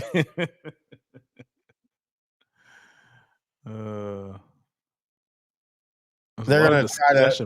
They're going to. Oh. They're going to onside kick it. I do know. I will say this. I don't like that. That's the one thing I want them to change. I don't like the whole you have to declare an onside kick. I would rather go to what they've talked about before, doing a 4th and 15. I think the problem with that is, even in today's world, a 4th and 15 ain't impossible. Like I think you could actually see a 35 to 45% success rate with those. So I get some of the kicking rules, but the onside thing, you should be able to do that at any time without having to declare it. But to your point, it might get to a point where it's not feasible enough to even have a kickoff anymore. I think we get there eventually. I think you'll get the ball in the 25, or you go for it on 4th and 15. And then you'll see a lot of teams will like, screw it, let's just go for it on 4th and 15. And in fact, the NFL would make it great, because if they would make it to where if you fail on the 4th and 15, the team. Oh, yeah. My thing, if you want to increase safety, the NFL needs to enforce the rule where players need to have a mouth guard in. None of this dangling stuff to prove that you're tough, that you don't need a mouth guard. No, my favorite's the ones that will have 2 mouth guards to prove that they're tough. Yeah. It's just comical, but I'm like, it makes no sense to me. It's just like, what are you smoking at that point?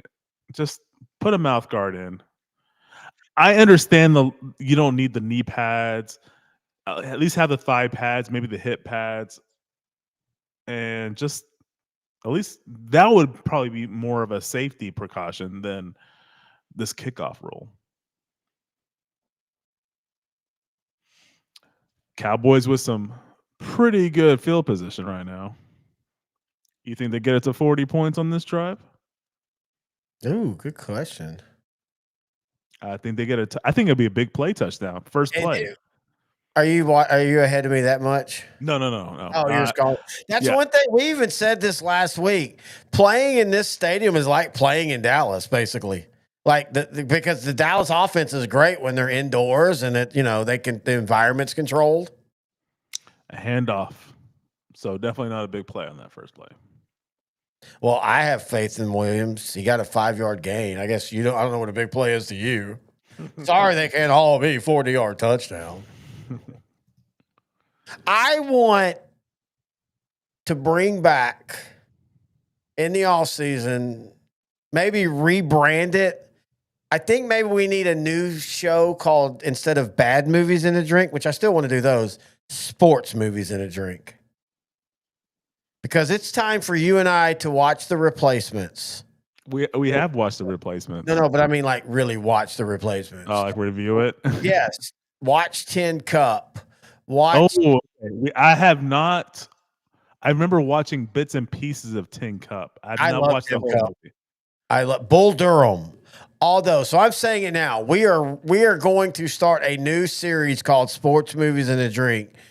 And that also could include series, because I do want to do the ESPN NFL series. We can find that on YouTube. Playmakers. Over the top. Not as good as people remember it. Like everybody acts like it was some amazing show. It wasn't, but it was awesome. All the way back to First and 10. You don't even know about that show. Sports Night, one of my favorite shows. Aaron Sorkin really did the whole ESPN style thing really good. So I propose we got to bring Sports Movies and a Drink back or we got to create that for the off season. It would give us something to do. Oh, Mario, buddy, you're speaking our language over tonight. We can Netflix and chill with your playmakers. Mario, don't do it. Oh, come on, Mario.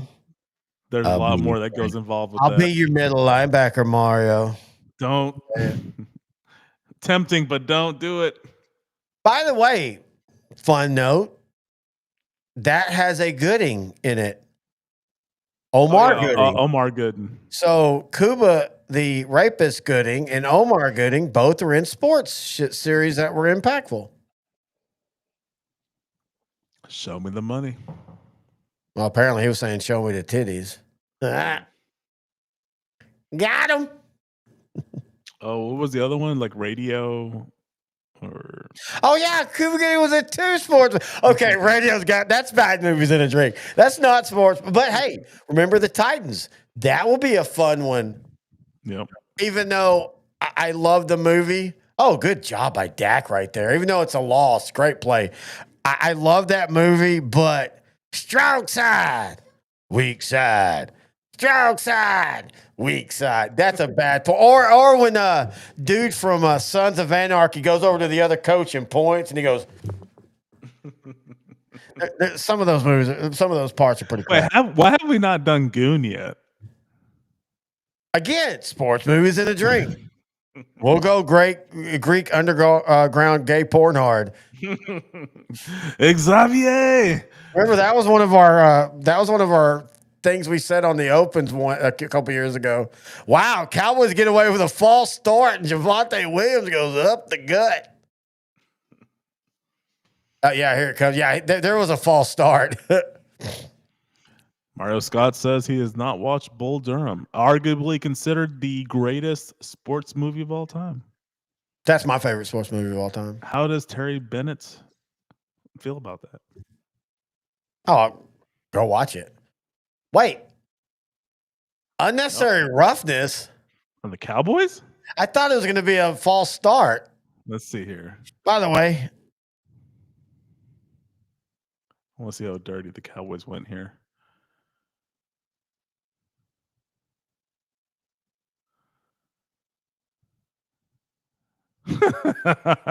It was stupid, but it's kind of funny. I love it though. I love my offensive line do that. I'm fine. Get one of those a game as long as it's not in a bad moment. Mark Tooney was famous for that.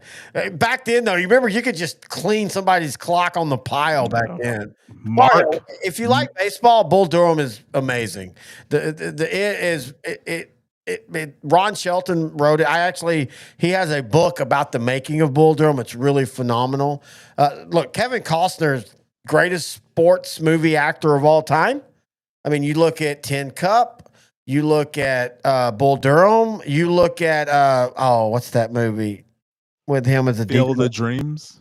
Oh, no. Where he's throwing the perfect game for the Tigers? I forgot.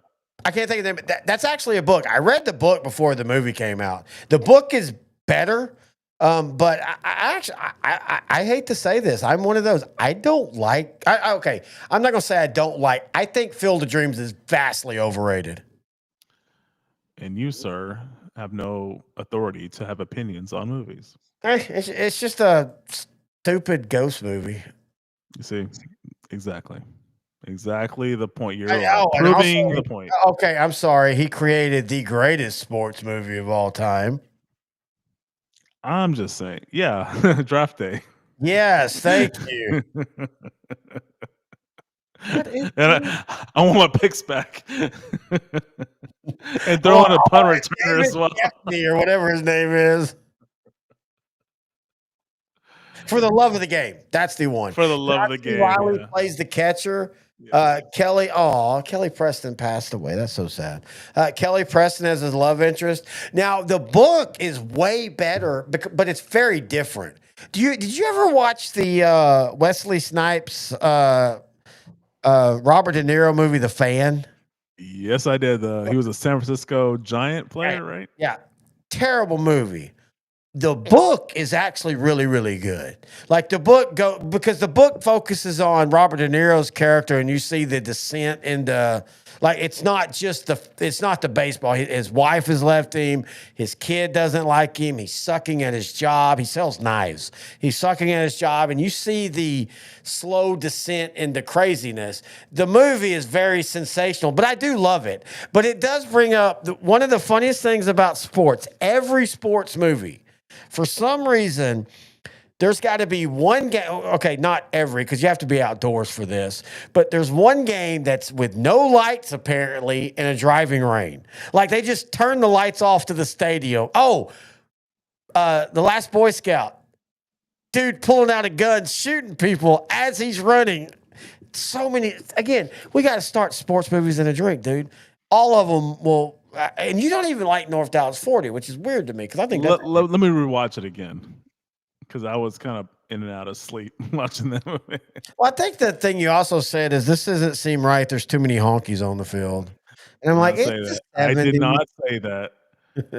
I said the 1969 Longhorns had an issue with that, but that's about it. I mean, 12-0 tells me they didn't. I just saying.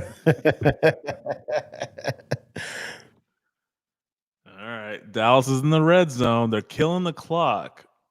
Yeah, this has been a really good drive, only to start at about the 50, yet they've done a good job of just, like you said, controlling the clock. Points are good, but you just mainly want to waste time right now. Yeah. And then throw it to CeeDee Lamb for a touchdown. Or not. Because you need the points for fantasy football? Dude, Span Ford has been a really solid addition. And also, why did we draft a tight end so high a couple years ago? Yeah, Schoonmaker. I like Luke Schoonmaker, and whenever he's on the field, he's been fine. But you and I, in the moment, was like, you've got a guy in Jake Ferguson who at that point had come on late in the season before. But you and I were like, dude, he's really, really good. And yes, I reference this all the time. It was Travis Kelce saying, when somebody asked him, who's the next Travis Kelce? And he's like, have y'all seen that guy in Dallas, Jake Ferguson? That's the next me. And he does play a lot like Kelce. Again, I wish Dallas would use him down the field more. I'd go for it here if I was Dallas. I would just kill the clock and kick a field goal. That's what they're going to do. By the way, I want to say one thing about I don't think that's what they're going to do. Oh, they'll kick a field goal. They're just going to waste time. Ooh. There's a skeleton on the TV. No, that's the Raiders owner. Oh, Al Davis? Yeah, he looks like a skeleton. No, that's the son. Who also looks like a skeleton. Mark Davis is 30 years younger than him and looks worse than Al Davis did when he died. Yeah, they're going to end up kicking a field. Or they should. I would love for them to go for it because I love that. But damn it, I was about to say something else and I forgot. Thanks a lot, dude. Thanks a lot. Alcohol. Sorry. No, that's all on you. You have outdrank the coverage, sir. Oh, yeah, I forgot about the Rich Biscaya era. By the way, I know you don't like it, but I'm calling it now. With everything that's happened with the email scandal, John Gruden is either A, going to get $500 million from the NFL, or they're going to guarantee him a coaching spot. Well, they are going for it. You know what, man? Just let him have an opportunity. You know what? Because I'd rather watch him fail on the field. Hang on. Not that I'm petty. Yeah, it was a drop. Wow, CeeDee Lamb sucks. Trade him. I'm going to go back to what I've always said with you. I 100% get your point about what he said. I think you could actually. It's funny how everybody goes on the DeMaurice Smith thing. You could talk about the misogyny with women. I don't think what he was saying about him physically was a racist thing, even though that's a racist trope. I truly do believe that, simply because there are just too many African-American players that are like John, and at some point, a racist person slips up behind the scenes. He would, if he was truly racist, he would have said that about other people before, if that makes sense. I think he just got caught. Yeah, but like Hulk Hogan, the racist thing came out about Hulk Hogan, and then 1,000 people were like, yeah, he was always like that. He's a racist asshole. When John Gruden, that all happened, not one player, not one coach, not one any other ethnic person has said he was racist. He said racist things. I legitimately think the insult he was making on him, because I'm not even going to say that not be fair, or let's be fair, because I don't mean this as a joke. DeMaurice Smith has big lips. I mean, that's not a I don't even mean that as a racist trope. He has big lips. And I think John Gruden was literally making a joke about his size of his lips. It has racial connotations. Did John Gruden know that? I don't know. Probably. So he made misogynistic jokes. He made racist jokes, and then he made homophobic jokes toward the commissioner. The commissioner. But okay. He was very diverse in his insults. Yes, he was. He hit the rainbow. I'm just saying. I've always said this. If people saw the shit you and I say in our chats, we would both look bad. Gruden's going to college. Well, no, Mario. The reason the NFL is going to have to touch him is basically the courts have said all emails have to be exposed. So the NFL is either going to have to pay him $500 million because I 100% believe the NFL orchestrated that email leak, or at least Daniel Snyder did. So somebody's going to have to pay. So that's why I say the NFL is going to either have to pay him $500 million or give him a chance to coach. I don't think there's any way out of either one of those, because what he said, right, wrong, or whatever, it was all in private conversations to his brother, and that got leaked illegally. That's going to be a big issue.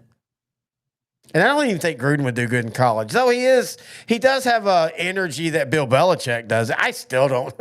That was always I actually think Gruden would actually do well in college. Which is I mean, I think personality and all that. Let's go ahead and talk about him as a coach. I think he's vastly overrated as a coach.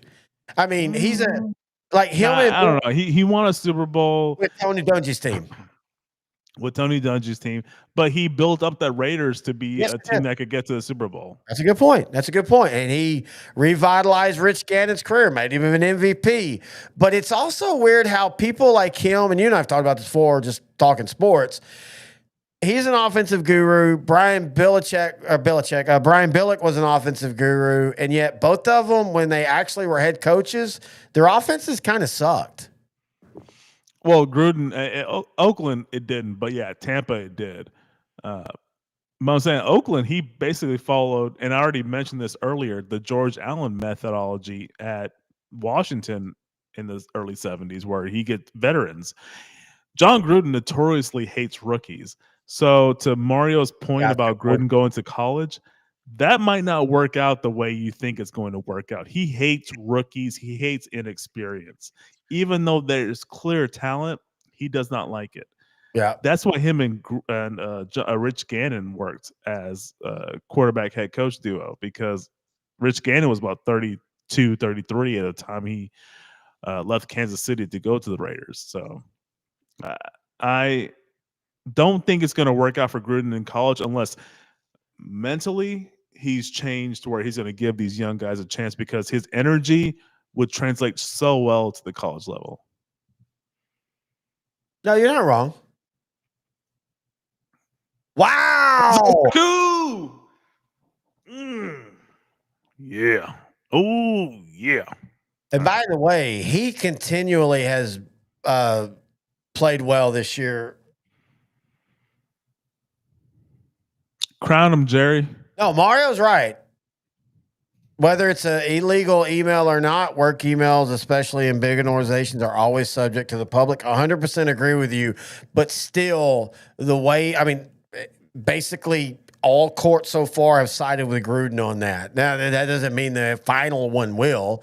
I just think the NFL is either going to offer him a buttload of money or offer him a chance to coach again. Because they're going to – those big organizations don't want to lose oh, wow, we're nailing it. And not NIL, not name, image, likeness. This is actually a Kneel, Kneel. And a penalty on the Raiders? That is I wish Frank was in here. That was the most Raiders thing. When a team is kneeling the ball, somehow you have 12 men on the field. You're right, Noah. This wind really doesn't count. It really doesn't. This is insane. I'm only laughing because I could see Dallas doing this on Sunday against the Eagles. I could see the Cowboys Like flip the script there. Oh, Cowboys already in victory formation. Okay. Yeah, that's what I was saying. They were in 50 formation when there was 12 men on the field. It's insane, man.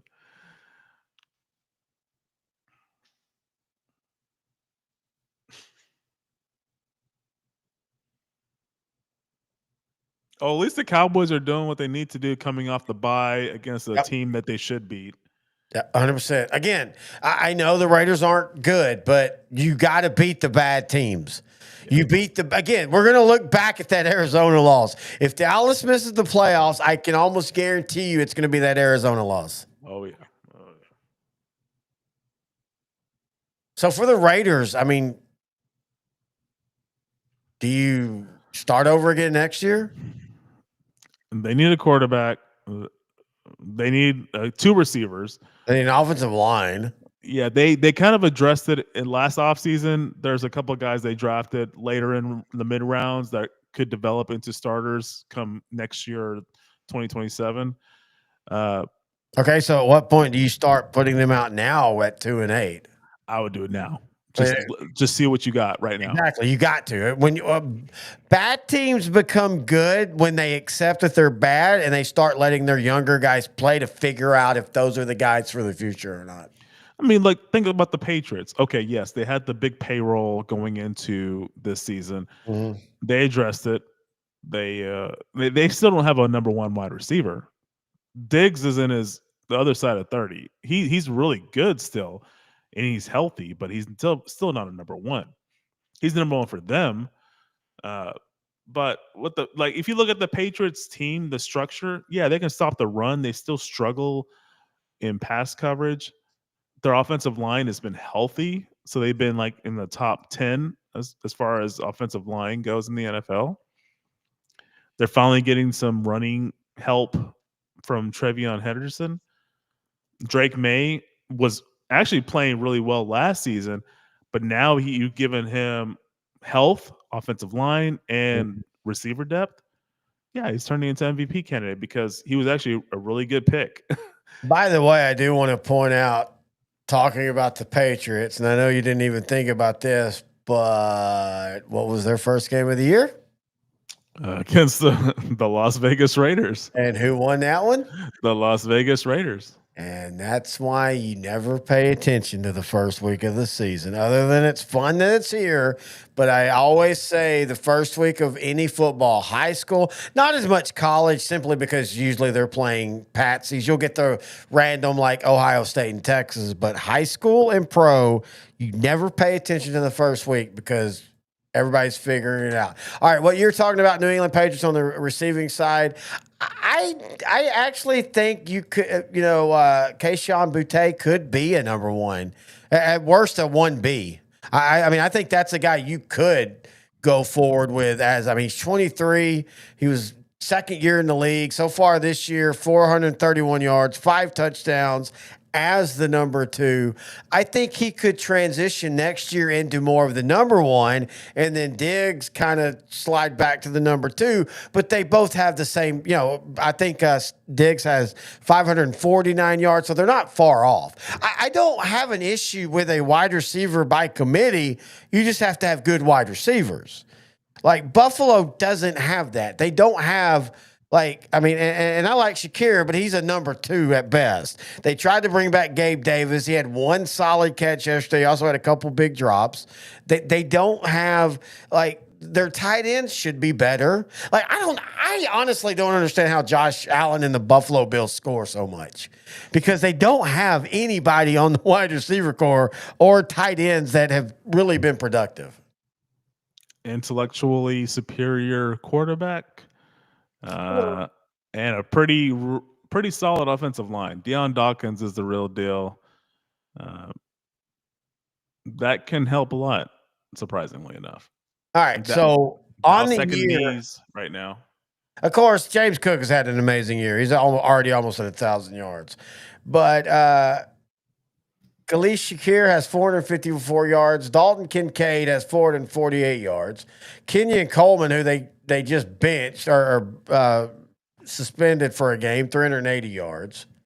Dawson Knox, 178 yards. So that, again, going back to why did they draft Dalton Kincaid when you had Dawson Knox, who's basically the same guy? That was a weird one too. They traded up to pick up before the Cowboys because they felt the Cowboys were going to get Kincaid. And they did Geno Smith basically just take a knee? But yeah, the game's over. Oh, wow. I thought they would at least run a play. Oh, no. I mean, what's the point at this point? There's no point getting anybody hurt with 30 seconds left and you're at your own 5-yard line. Look at that. Most Monday Night Football wins. The Steelers with 54, the Niners with 53, and the Cowboys with 51. Though, at one point, Dallas led by like 10 games back in the day. That just shows you where the Cowboys are now. Anyway, I think that's done.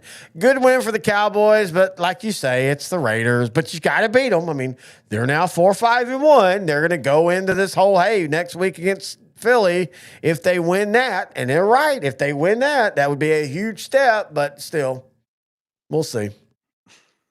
If they lose next week 33-16, no one would be shocked.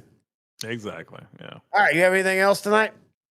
Nope. It was a pretty solid week. I'm doing okay in my fantasy football. You're definitely still not doing well. And well, inside our leagues, no. Outside those leagues, all my other ones, I'm going to make the playoffs. It's a weird, and some of it with almost the exact same rosters. A lot of it's just who you play, and you know that. Like your guys can play well. If you each week in our leagues, I just feel like I'm getting beat by everybody's best week type of games. Too funny. I hate you. Anyway, that's gonna do it for us. We appreciate everybody joining us. We had a nice crowd again tonight. If you want to email the show, just send us an email at odtcnetwork@gmail.com.